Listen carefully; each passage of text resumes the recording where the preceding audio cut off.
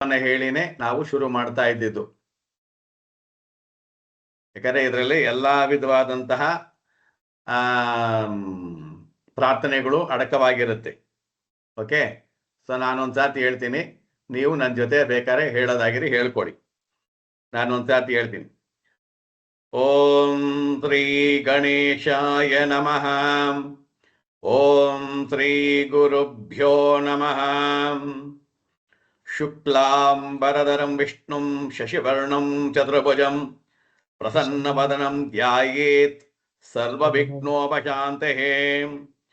ಓಂ ಆರೋಗ್ಯಂ ಪ್ರದದಾತು no ದಿನಕರಃ ಚಂದ್ರೋ ಯಶೋ ನಿರ್ಮಲಂ ಭೂತಿಂ ಭೂಮಿಸುತಃ ಸುಧಾಂಶುತನಯೋ ಪ್ರಜ್ಞಾಂ ಗುರುರ್ಗೌರವಂ ಕಾವ್ಯಕೋಮಲವಾಗ್ವಿಲಾಸಮತುಲಂ ಮಂದೋಮುದಂ ಸರ್ವದಾ ರಾಹುರ್ಬಾಹುಬಲಂ ಕರೋತೋ ವಿರೋಧಶಮನಂ ಕೇತುಃ ಕುಲೋಸ್ತ್ಯೋ ಉನ್ನತಿಂ ಕುರುಃ ನಿತ್ಯಪ್ರೀತಿಕರಾ ಭವಂತೋ ಭವತಾಂ ಸರ್ವೇ ಅನುಕೂಲಗ್ರಹಾಃ.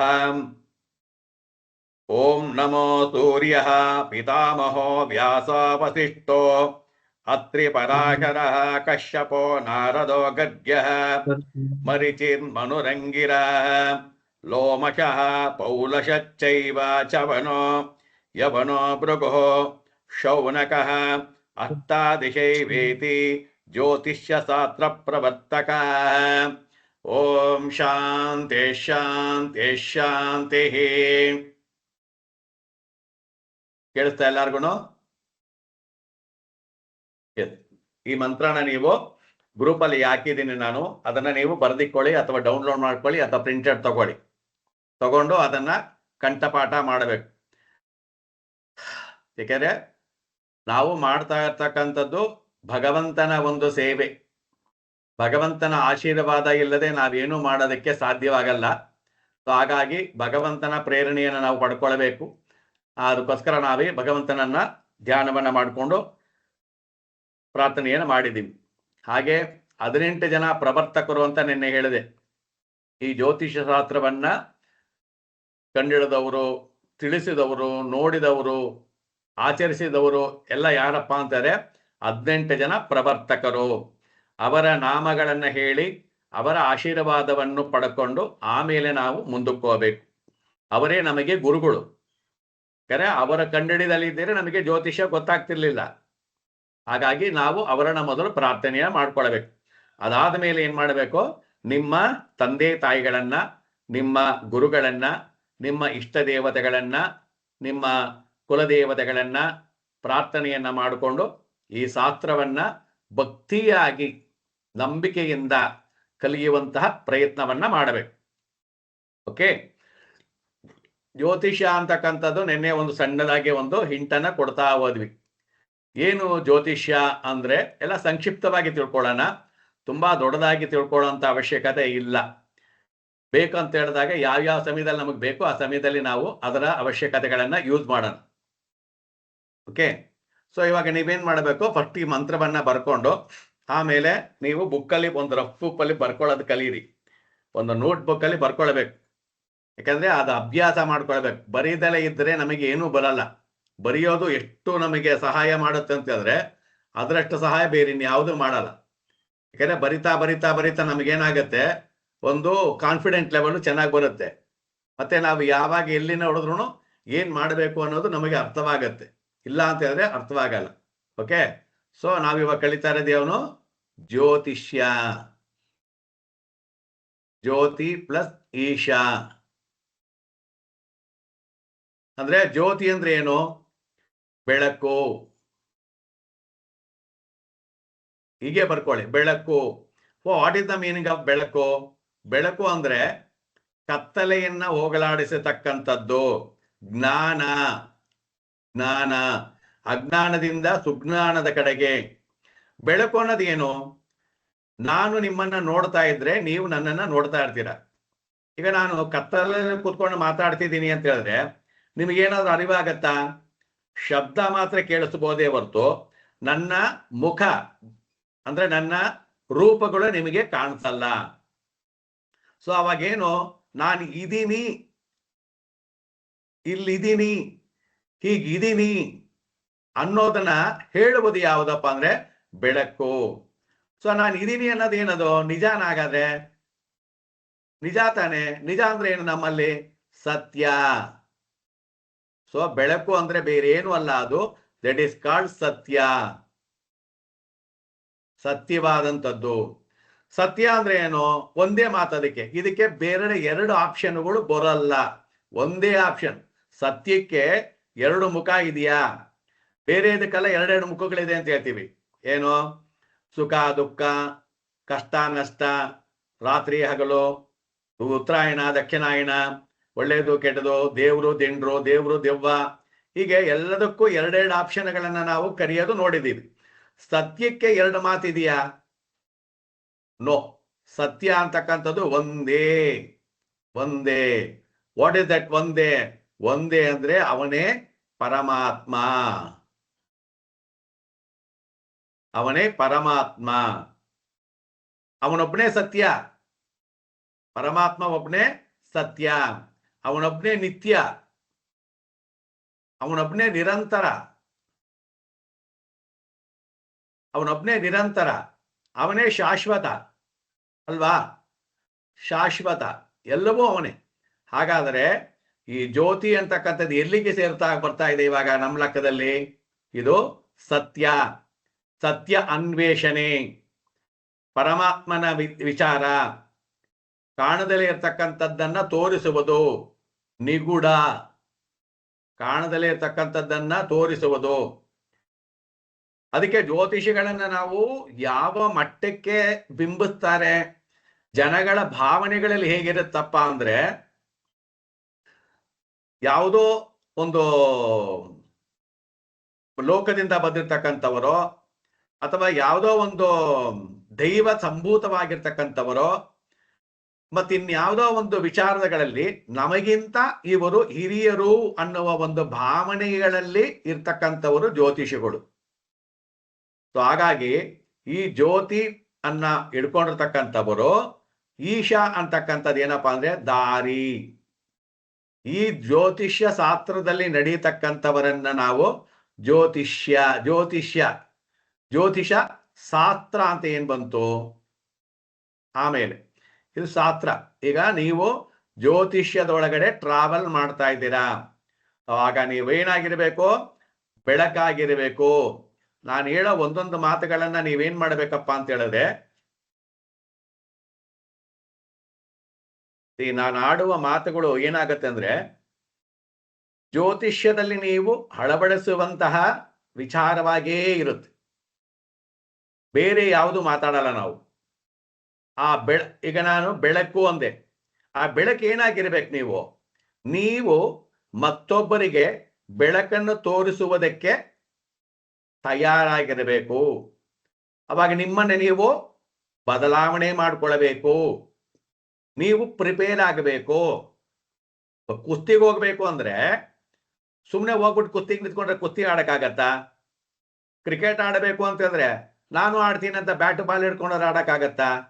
ಆಗಲ್ಲ. ತಾಲೀಮು. ಸೊ ಅದಕ್ಕೇನು? ಎಕ್ಸಸೈಸ್. ಹಾಗೆ ನಿಮ್ಮನ್ನ ನೀವು ಇವಾಗ ಒಬ್ಬ ಜ್ಯೋತಿಷಿ ಆಗಬೇಕು ಅಂತ ಹೇಳಿದ್ರೆ ನಿಮ್ಮ ಪ್ರಯತ್ನ, ನಿಮ್ಮ ಸೇವೆ ಕೆಲವನ್ನೆಲ್ಲ ಬಿಡಲೇಬೇಕಾಗುತ್ತದೆ. ಜ್ಯೋತಿಷಿ ಆಗೋದು ಅಷ್ಟು ಸುಲಭ ಅಲ್ಲ, ತುಂಬಾ ತ್ಯಾಗ ಮಾಡಬೇಕಾಗಿ ಬರುತ್ತೆ.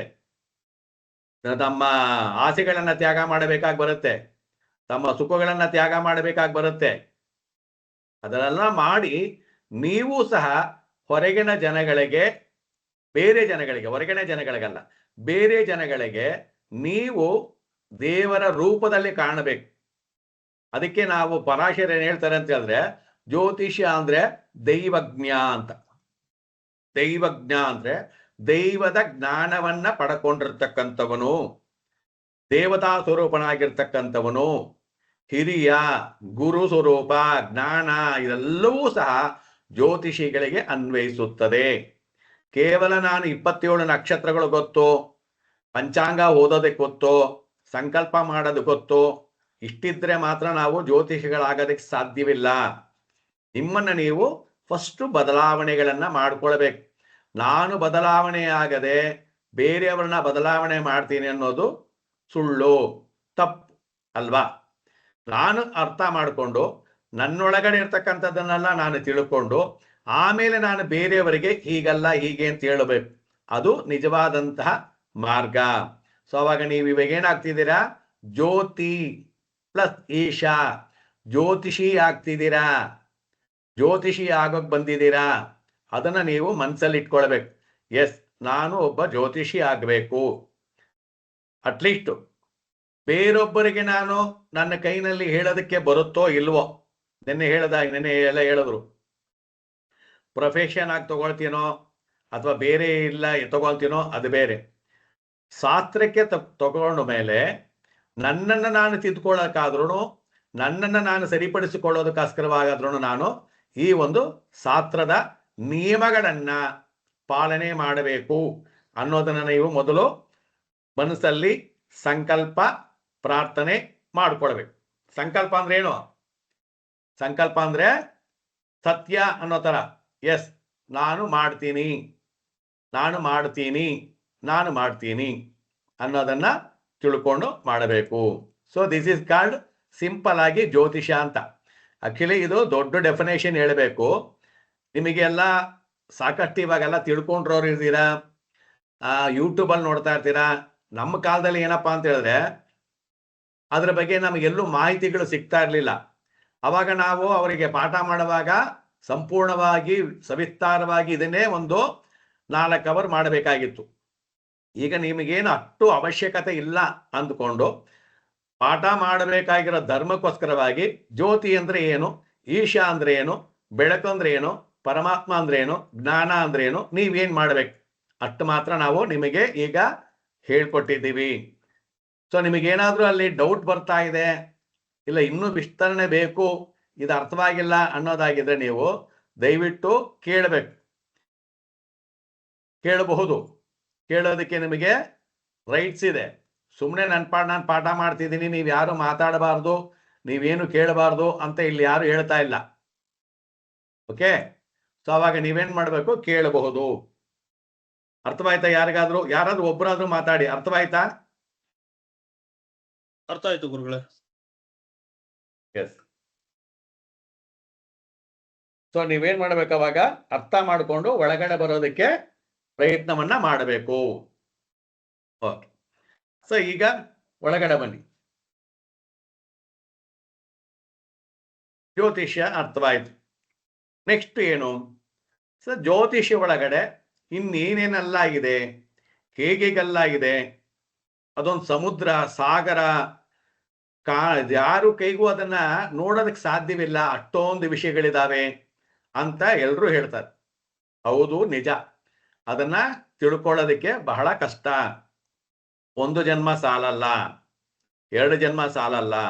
ಜನ್ಮಾಂತರಗಳಿಂದ ನಮಗೆ ಯಾವುದಾದ್ರೂ ಋಣಾನು ಸಂಬಂಧ ಇದ್ರೆ ಮಾತ್ರನೇ ನೀವು ಇಲ್ಲಿ ಬಂದು ಜ್ಯೋತಿಷ್ಯ ಕಲಿಯೋದಕ್ಕೆ ಸಾಧ್ಯವಾಗೋದು. ಇಲ್ಲ ಅಂತ ಹೇಳಿದ್ರೆ ಕಲಿಯೋದಕ್ಕೆ ಸಾಧ್ಯವಿಲ್ಲ. ಹೇಗ್ ಬರುತ್ತದೋ? ಇಂದಿನ ಜನ್ಮದಲ್ಲಿ ನೀವೇನು ಪುಣ್ಯ ಮಾಡಿರ್ತೀರೋ ಅದರ ಅನುಸಾರವಾಗಿ ನಿಮಗೆ ದೈವ ಅನುಗ್ರಹದಿಂದ, ಗುರು ಹಿರಿಯರ ಆಶೀರ್ವಾದದಿಂದ, ತಂದೆ ತಾಯಿಗಳು ಮಾಡಿರುವ ಪುಣ್ಯ ಫಲಗಳಿಂದ ನಿಮ್ಮಲ್ಲಿ ಎಲ್ಲೋ ಒಂದು ಕಡೆ ಆ ಒಂದು ಸೇವೆ ಮಾಡಿದ ಒಂದು ಆಸೆ ಆಕಾಂಕ್ಷೆಗಳು ಇಂದಿನ ಜನ್ಮದಲ್ಲಿ ಇತ್ತಲ್ಲ, ಅದರ ಪ್ರಕಾರವಾಗಿನೇ ನೀವು ಜ್ಯೋತಿಷ್ಯ ಕಲಿಯಕ್ಕೆ ಬರೋದು. ಇಲ್ಲಾಂದ್ರೆ ಜ್ಯೋತಿಷ್ಯ ಕೇಳ್ಬಿಟ್ಟು ಮನೆಗೆ ಹೋಗ್ಬಿಡ್ಬೋದು. ಯಾಕೆ? ಜ್ಯೋತಿಷ್ಯದೊಳಗಡೆ ಏನಿದೆ ಅಂತ ತಿಳ್ಕೊಳಕ್ ಬರೋದು ಅಂದ್ರೆ ಅದರ ಒಂದು ವಾಸನೆ ಇತ್ತು. ಎಲ್ಲಿತ್ತದೋ? ನಿಮ್ಮ ಇಂದಿನ ಜನ್ಮಗಳಲ್ಲಿ ನೀವು ಮಾಡಿರುವಂತಹ ಪುಣ್ಯದ ಫಲಗಳಿಂದ ಅದು ಬರುತ್ತೆ. ಇಲ್ಲ ಅಂತ ಹೇಳಿದ್ರೆ ಬರೋದಕ್ಕೆ ಸಾಧ್ಯವೇ ಇಲ್ಲ. ಋಣಾನ ಸಂಬಂಧಂ ರೂಪೇಣಂ ಪಶುಪತ್ನಿ ಸುತಹಾಲಯ. ಎಲ್ಲದಕ್ಕೂ ಋಣಾನ ಸಂಬಂಧ ಇರಬೇಕು. ಸೊ ನೀವು ಎಲ್ಲೋ ಬಂದು ಸೇರ್ಕೊಂಡಿದ್ದೀರಾ. ನಾನು ನಿಮಗೆ ಹೇಳ್ಕೊಡ್ಬೇಕು ಅಂತಕ್ಕಂಥದ್ದು, ನೀವು ನನ್ನ ಹತ್ರ ಕೇಳಬೇಕು ಅಂತಕ್ಕಂಥದ್ದು, ನೀವು ನನ್ನ ಹತ್ರ ಕಲಿಬೇಕು ಅಂತಕ್ಕಂಥದ್ದು ಪೂರ್ವ ನಿಯೋಜಿತವಾದಂಥ ಕರ್ಮಫಲ. ಯೂಟ್ಯೂಬ್ನಲ್ಲಿ 1000 ಜನ ನೋಡಿರ್ತಾರೆ, ಗ್ರೂಪಲ್ಲಿ 1000 ಜನ ನೋಡಿರ್ತಾರೆ. ಎಲ್ರೂ ಕಲಿತಾರ, ಎಲ್ರೂ ಬರ್ತಾರ, ಎಲ್ರೂ ಸೇರ್ತಾರ ಅಂದ್ರೆ ಇಲ್ಲ.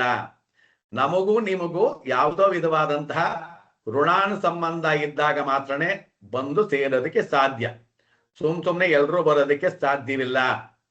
ಓಕೆ, ಸೊ ಹಾಗೆ ಬಂದಿರೋದು ಯಾವ್ದ್ರಿಂದ? ನಿಮ್ಮ ಪ್ರಾರಬ್ಧದ ಕರ್ಮ. ಸೊ ಈ ಪ್ರಾರಬ್ಧ ಕರ್ಮನೇ ಜ್ಯೋತಿಷ್ಯ. ಅಷ್ಟು ನೀವು ನಿಮ್ಮ ಪ್ರಾರಬ್ಧ ಕರ್ಮವನ್ನ ತಿಳ್ಕೊಳ್ಬೇಕು. ಅದೇ ಜ್ಯೋತಿಷ್ಯ ಅನ್ನೋದು. ಜ್ಯೋತಿಷ್ಯ ಅನ್ನೋದೇನು? ನೀವು ಇಂದಿನ ಜನ್ಮದಲ್ಲಿ ಮಾಡಿರುವಂತ ಕರ್ಮ ಫಲಗಳನ್ನ ಅನುಭವಿಸೋದಕ್ಕೆ ಬಂದಿದ್ದೀವಿ ಅಂತೇಳಿ ಶಾಸ್ತ್ರ ಹೇಳುತ್ತೆ, ಆಧ್ಯಾತ್ಮಿಕ ಹೇಳುತ್ತೆ. ಅದನ್ನ ನೀವು ತುಲನೆ ಮಾಡಿ ಏನೇನಕ್ಕೋಸ್ಕರವಾಗಿ ಬಂದಿದ್ದೀರಾ, ಹೇಗೆಲ್ಲ ಮಾಡಿದ್ದೀರಾ ಅನ್ನೋದನ್ನ ನೀವು ಕಂಡುಹಿಡಿಯೋದು ಈಗ ನಿಮ್ಮ ಕೆಲಸ. ಅದೇ ನಿಮ್ಮ ಜ್ಯೋತಿಷ್ಯ, ಅದನ್ನೇ ಬೆಳಕು. ಆ ಹಿಂದಿನ ಜನ್ಮದಲ್ಲಿ ಕಾಣ್ದಲ್ಲಿರ್ತಕ್ಕಂಥದ್ದನ್ನ ಕಂಡಿಡಿದು ಈ ಜನ್ಮದಲ್ಲಿ ನೀನ್ ಏನಕ್ಕೆ ಬಂದಿದ್ಯಾ, ಏನ್ ಮಾಡ್ತಿದ್ಯಾ, ಏನ್ ಮಾಡಬೇಕು ಅನ್ನೋದನ್ನ ಹೇಳುವಂಥದ್ದೇ ನಿಮ್ಮ ಕೆಲಸ. ಸೊ ಅದಕ್ಕೆ ನೀವು ತಯಾರಾಗಿ ಬಂದಿದ್ದೀರಾ. ಓಕೆ, ಸೊ ಹಾಗಾದ್ರೆ ಜ್ಯೋತಿಷ್ಯವನ್ನ ಏನ್ ಮಾಡಿದ್ರು ಅವರು? ಪುರಾಣಿಕವಾಗಿ ನಾವು ನೋಡಿದಾಗ ಬೇರೆ ತರ ಹೇಳುತ್ತೆ, ವೈಜ್ಞಾನಿಕವಾಗಿ ನೋಡಿದಾಗ ಬೇರೆ ತರ ಹೇಳುತ್ತೆ. ಸೊ ಪುರಾಣಕ್ಕಿಂತ ಮುಂಚೆ ನಾವು ನಿಜವಾದದ್ದು ಇವಾಗ ಏನಿದ್ದೀವಿ, ವೈಜ್ಞಾನಿಕವಾಗಿ ನೋಡಿದಾಗ ಮೊದಲನೆಯದಾಗಿ ನಿಲ್ಲೋದೆ ಖಗೋಳ ಶಾಸ್ತ್ರ. ಜ್ಯೋತಿಷ್ಯವನ್ನ ಏನ್ ಮಾಡಿದ್ದಾರೆ? 2 ಭಾಗಗಳಾಗಿ ವಿಂಗಡಣೆ ಮಾಡಿದ್ದಾರೆ. ಒಂದು ಏನ್ ಶಾಸ್ತ್ರ? ಖಗೋಳಶಾಸ್ತ್ರ. ಒಂದನೇದು ಖಗೋಳ, ಬರ್ಕೊಳ್ಳಿ. ಎರಡನೇದು ಜ್ಯೋತಿಷ್ಯ ಶಾಸ್ತ್ರ.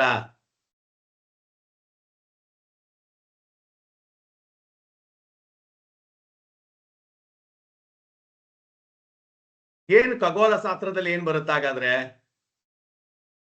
ಖಗೋಳ ಶಾಸ್ತ್ರ ಅಂದ್ರೆ ಏನು? ಖಗೋಳ ಶಾಸ್ತ್ರ ಅಂದ್ರೆ ಅಸ್ಟ್ರಾನಮಿ. ಇದು ಜ್ಯೋತಿಷ್ಯ ಅಂದ್ರೆ ಏನು?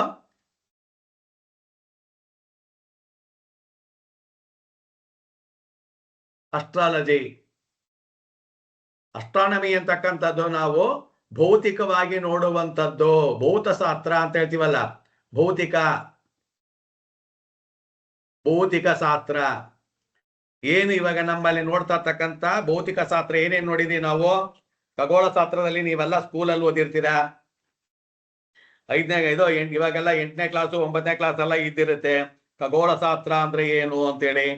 ಖಗೋಳ ಶಾಸ್ತ್ರ ಅಂತಕ್ಕಂಥದ್ದು ಏನಪ್ಪಾ ಅಂದ್ರೆ, ಸೌರಮಾನದಲ್ಲಿರ್ತಕ್ಕಂಥ, ಬ್ರಹ್ಮಾಂಡದಲ್ಲಿರ್ತಕ್ಕಂಥ ಆಕಾಶಕಾಯಿಗಳು, ಅದರ ಚಲನವಲನಗಳು, ಧೂಮಕೇತುಗಳು, ಮತ್ತೆ ಬೆಳಕು, ಶಾಖ, ಹಗಲು, ರಾತ್ರಿ, ಸಂವತ್ಸರ, ಗ್ರಹಣ, ಮಳೆ, ಋತುಗಳು, ಇದನ್ನೆಲ್ಲ ನಾವು ಫಿಸಿಕಲ್ ಆಗಿ, ಭೌತಿಕವಾಗಿ ಅಂತಂದ್ರೆ ಫಿಸಿಕಲ್ ಆಗಿ ನೋಡುವಂಥದ್ದು, ನೋಡಿ ತಿಳಿಯುವಂಥದ್ದು, ಕಲಿಯುವಂಥದ್ದು, ಅದನ್ನ ಖಗೋಳ ಶಾಸ್ತ್ರ, ಜಿಯೋಗ್ರಫಿ, ಅಸ್ಟ್ರಾನಮಿ ಅಂತ ನಾವು ಕರಿತೀವಿ, ಅದನ್ನ ಜಿಯೋಗ್ರಫಿ.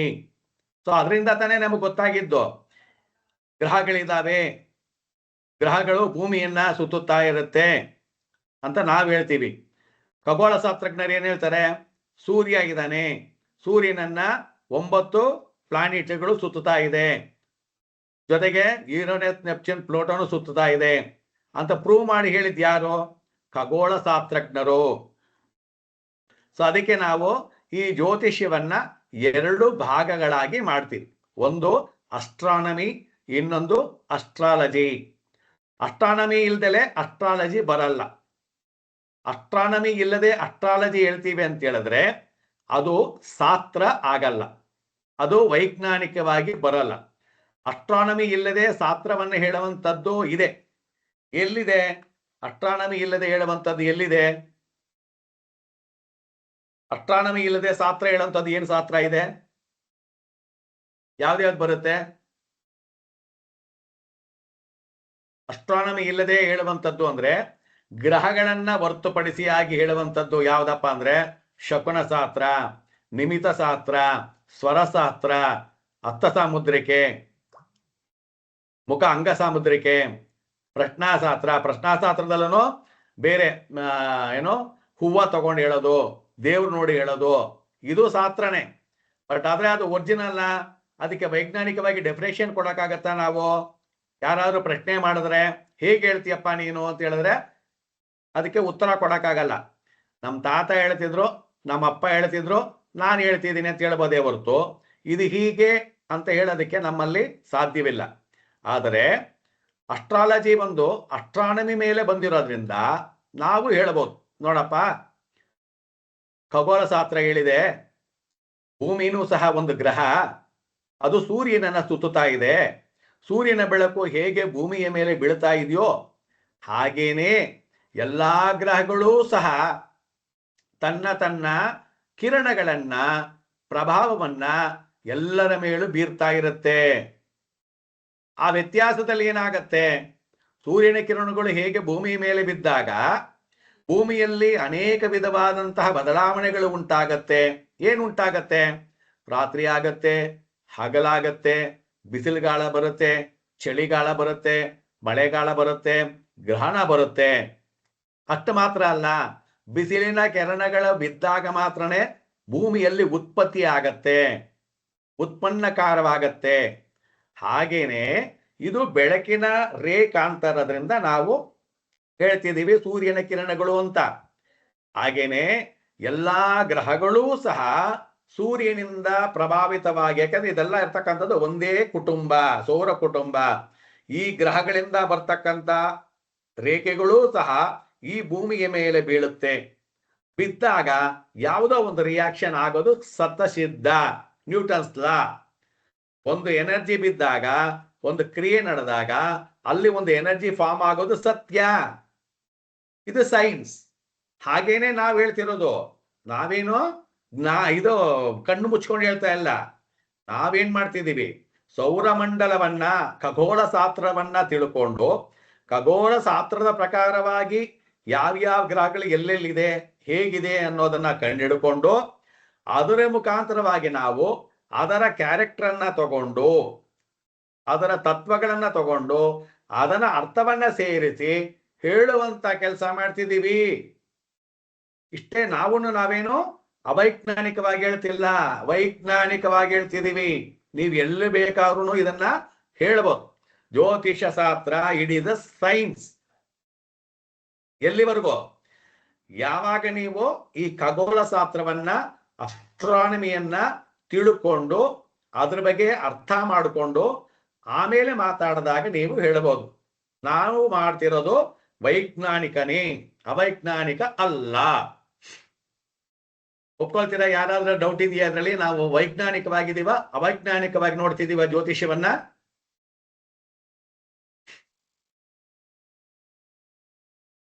ಹೇಗ್ ನೋಡ್ತಾ ಇದ್ದೀವಿ?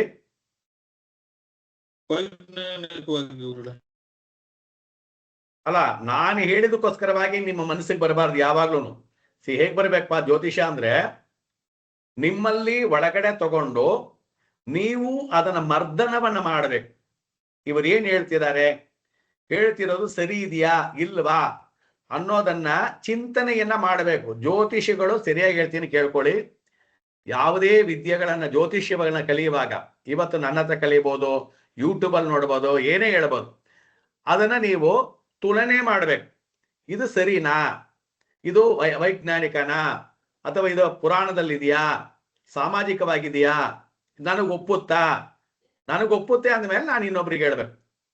ಇಷ್ಟನ್ನ ನೀವು ಒಂದು ವಿಷಯವನ್ನ ಹೇಳಿದ್ರೆ ಒಳಗಡೆ ತಗೊಂಡು ಮರ್ದನವನ್ನ ಮಾಡಿ ಆಮೇಲೆ ಹೊರಗಡೆ ಬಿಡಬೇಕು. ಸುಮ್ಮನೆ ಕ್ಲಾಸಿಗೆ ಬಂದಿದ್ದೀವಿ, ಏನೋ ಹೇಳ್ತಿದ್ದಾರೆ, ಬೇಜಾರು ಮಾಡ್ಕೊಳ್ತಾರೆ ಅನ್ನೋದಕ್ಕೆಲ್ಲ ಹೇಳಬಾರ್ದು. ತುಲನೆ ಮಾಡಬೇಕು, ಚಿಂತನೆ ಮಾಡಬೇಕು. ಒಬ್ಬ ಜ್ಯೋತಿಷಿ ಆಗಬೇಕಾದ್ರೆ ಚಿಂತನೆ ಮಾಡದಲೇ ಇದ್ದರೆ ಜ್ಯೋತಿಷಿ ಆಗಲ್ಲ. ಇದು ಮಗ್ಗಿ ಪಾಠ ಅಲ್ಲ. 2 1 2 2 4 ಅನ್ನೋ ತರ ಮಗ್ಗಿ ಅಲ್ಲ. 2 4 ಆಗ್ಬೋದು, ಒಂದೊಂದ್ಸತಿ 2 6 ಆಗ್ಬಿಟ್ಟಿರ್ತದೆ. ಹೆಂಗೆ ಅಂತ ಹೇಳಕ್ಕಾಗಲ್ಲ ಅದು. ಸೊ ಇದು ಸಾಧ್ಯನಾ, ಇತ್ತ ಇಲ್ವಾ, ಇದನ್ನೆಲ್ಲ ನೀವು ಕಾಲಗಳನ್ನ, ದೇಶಗಳನ್ನ, ವರ್ತಮಾನಗಳನ್ನ ನೋಡಿ, ಅಂದ್ರೆ ದೇಶ, ಕಾಲ, ವರ್ತಮಾನ ತಿಳ್ಕೊಂಡು ನಿಮಗೆ ಅಪ್ಲೈ ಆಗುತ್ತಾ. ಫಸ್ಟ್ ಏನೇ ಜ್ಯೋತಿಷ ಹೇಳಿದ್ರು ನಾನು ಮೊದಲು ನೀವೇನ್ ಮಾಡಬೇಕು, ನಿಮ್ಮ ಕುಂಡಲಿ, ನಿಮ್ಮ ತಂದೆ ತಾಯಿ ಕುಂಡಲಿ, ನಿಮ್ಮ ಕುಂಡಲಿ, ಹೆಂಡತಿ ಮಕ್ಕಳ ಕುಂಡಲಿ ಪಕ್ಕದಲ್ಲಿ ಇಟ್ಕೊಳ್ಬೇಕು. ಇಲ್ಲಿ ಏನೇ ಫಲ ಹೇಳಿದ್ರು, ಮೇಷರಾಶಿಯವರು ಹೀಗಿರ್ತಾರೆ ಅಂತ ಹೇಳಿದ್ರು ಬೇರೆಯವ್ರನ್ನೆಲ್ಲ ನಂಬಕ್ ಹೋಗ್ಬಾರ್ದು, ನನ್ನನ್ನು ನಂಬಕ್ ಹೋಗ್ಬಾರ್ದು. ಪ್ರಾಕ್ಟಿಕಲ್ ಆಗಿ ನೋಡ್ಕೊಬೇಕು. ನಿಮ್ಮ ಮನೇಲಿರೋ ಮೇಷರಾಶಿಯವರು ಯಾರನ್ನ ಇದ್ದಾರಾ, ಅವ್ರಿಗೆ ಈ ಗುಣ ಇದೆಯಾ, ಇವ್ರಿಗಿಂತದಾಗಿದೆಯಾ, ಆಗ್ತಾ ಇದೆಯಾ ಅಂತ ನಿಮಗೆ ಪ್ರೂವ್ ಆದ ಮೇಲೆನೆ ನೆಕ್ಸ್ಟ್ ನೀವು ಎದೆ ತಟ್ಟಿ ಎಸ್ ನಾನು ಹೇಳ್ತೀನಿ ಅಂತ ಹೇಳ್ಬೇಕು. ಅಲ್ಲಿವರೆಗೂ ಮಗ್ಗಿ ಕಾಪಿ ಎಲ್ಲ ಹೇಳಬಾರ್ದು. ಅಥವಾ ಆಯ್ತಾ? ಗಿಳಿ ಪಾಠ ಏನ್ ಹೇಳುತ್ತೆ? ಉಂಡ ಹೌದೌದು, ಉಣ್ಲಿಲ್ವಾ ಹೌದೌದು ಅಂತ ಇರುತ್ತೆ. ಹಂಗಲ್ಲ.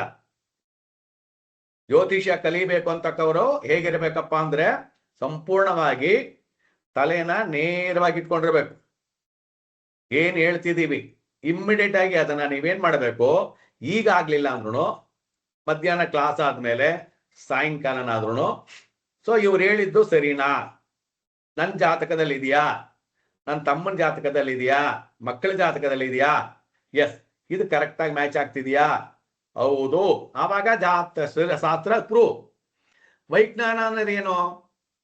ನಾನು ಹೇಳಿದ್ದಾಗಿರ್ಲಿ ನೀವ್ ಹೇಳಿದ್ದಾಗಿರ್ಲಿ ಒಂದೇ ತರ ಒಪ್ಪಬೇಕು, ಹೌದು ಅನ್ಬೇಕು. ಪರ್ಸೆಂಟೇಜ್ ಒಂಚೂರು ಹೆಚ್ಚು ಕಮ್ಮಿ ಇದ್ರೆ ಪರವಾಗಿಲ್ಲ, ಏನಾದ್ರೇನು ಪ್ರಾಬ್ಲಮ್ ಇಲ್ಲ. ಎಲ್ಲೋ ಉತ್ತರ ಪೂರ್ವ ತರ ಇದ್ರೆ ಇವರೊಂಥರ ಹೇಳ್ತಾರೆ ಅವರೊಂಥರ ಹೇಳ್ತಾರೆ ಅನ್ನೋದಲ್ಲ, ನೀವು ಅದನ್ನ ಅನುಭವಿಸ್ಬೇಕು. ಆವಾಗ ಮಾತ್ರನೇ ಅದು ಜ್ಯೋತಿಷಿ ಆಗೋದು. ಸುಮ್ನೆ ಮಗ್ಗಿ ಮಾಡಬಾರ್ದು. ಅರ್ಥವಾಯ್ತಾ ನಾವ್ ಹೇಳ್ತಿರೋದು? ನೀವು ಅಲರ್ಟ್ ಆಗಿರ್ಬೇಕು ಯಾವಾಗ್ಲೂ. ಇಲ್ಲ ವಾದ ಮಾಡಬೇಕು. ವಾದ ಅಂದ್ರೆ ವಿದಂಡವಾದ ಅಲ್ಲ. ಅರ್ಥವಾಗಿಲ್ವಾ? ಅಥವಾ ನಿಮಗಿನ್ನೇನಾದ್ರೂ ತಲೆಯಲ್ಲಿ ಹೊಳಿತಾ ಇದೆಯಾ? ಈಗ ನನಗೆ ಹೊಳೆದಿರೋದು, ನನ್ನ ಗುರುಗಳು ಹೇಳ್ಕೊಟ್ಟಿರೋದು, ನನಗೆ ಒಂದು 20-35 ಗುರುಗಳಿದ್ದಾರೆ, ಒಬ್ಬೊಬ್ರು ಒಂದೊಂಥರ ಹೇಳಿರ್ತಾರೆ. ಅದನ್ನೆಲ್ಲ ನಾನು ತಗೊಂಬಂದು ನಿಮ್ಗೆ ಹೇಳ್ತಾ ಇದ್ದೀನಿ. ನಿಮ್ಮ ತಲೆಯಲ್ಲಿ ಇರೋದು ಬೇಕಾದ್ರೆ ಬರಬಹುದು, ಹೀಗೆ ಬರಬೇಕು ಅಂತ ಏನಿಲ್ಲ. ಅರ್ಥವಾಯ್ತಾ?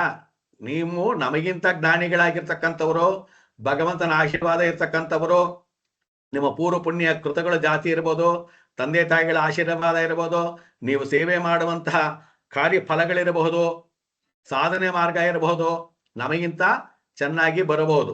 ಅದನ್ನು ಮುಚ್ಚಿಕೊಳ್ಳಕ್ಕಿನ ಬದಲಾಗಿ ನಿಮ್ಮ ಅನಿಸಿಕೆಗಳನ್ನ ನೀವು ಧಾರಾಳವಾಗಿ ಹೊರಗಡೆ ಮಾಡಬೇಕು. ಜ್ಯೋತಿಷಿ ಆದವನಿಗೆ ಫಸ್ಟ್ ಮಾತಾಡೋದನ್ನ ಕಲಿಬೇಕು. ಮಾತಾಡೋದನ್ನ ಕಲೀಲಿಲ್ಲ ಅಂದ್ರೆ ಜ್ಯೋತಿಷ್ಯ ಕಲಿಬೇಡಿ. ಮಾತಾಡ್ಬೇಕು. ಇಲ್ಲಿ ಯಾರು ದೊಡ್ಡವರಿಲ್ಲ, ಯಾರು ಚಿಕ್ಕವರಿಲ್ಲ. ನಾವು ಜ್ಞಾನವನ್ನ ಹಂಚಿಕೊಳ್ತಾ ಇದ್ದೀವಿ ಅಷ್ಟೇನೆ. ನನಗೆ ಸ್ವಲ್ಪ ಗೊತ್ತಿರ್ತಕ್ಕಂಥದ್ದನ್ನ ನಾನು ನಿಮಗೆ ಹೇಳ್ಕೊಡ್ತಾ ಇದ್ದೀನಿ ಅಷ್ಟೇನೆ. ನನಗೇನು ಭಗವಂತ ಕೊಟ್ಟಿದ್ದಾನ ಜ್ಞಾನವನ್ನ ನಿಮಗೆ ಹಂಚ್ತಾ ಇದ್ದೀನಿ. ನೀವು ಅದನ್ನು ತಗೊಂಡು ಇನ್ನು 4 ಜನಕ್ಕೆ ಹಂಚ್ತೀರಾ, ಇಷ್ಟೇ ತಾನೇ? ಅವಾಗ ಮಾತಾಡಿ. ಅರ್ಥವಾಗಿಲ್ವಾ ಕೇಳಿ. ಅರ್ಥವಾಗಿದ್ಯಾ ಸರ್, ಇದು ನನಗೆ ಈ ಪಾಯಿಂಟ್ ಅರ್ಥವಾಯ್ತು ಸರ್, ನಾನು ನೋಡಿದೀನಿ ಸರ್, ನಾನು ಕೇಳಿದೀನಿ ಸರ್, ನಾನು ಮಾತಾಡಿದೀನಿ ಸರ್ ಅಂತನಾದ್ರು ಹೇಳಿ.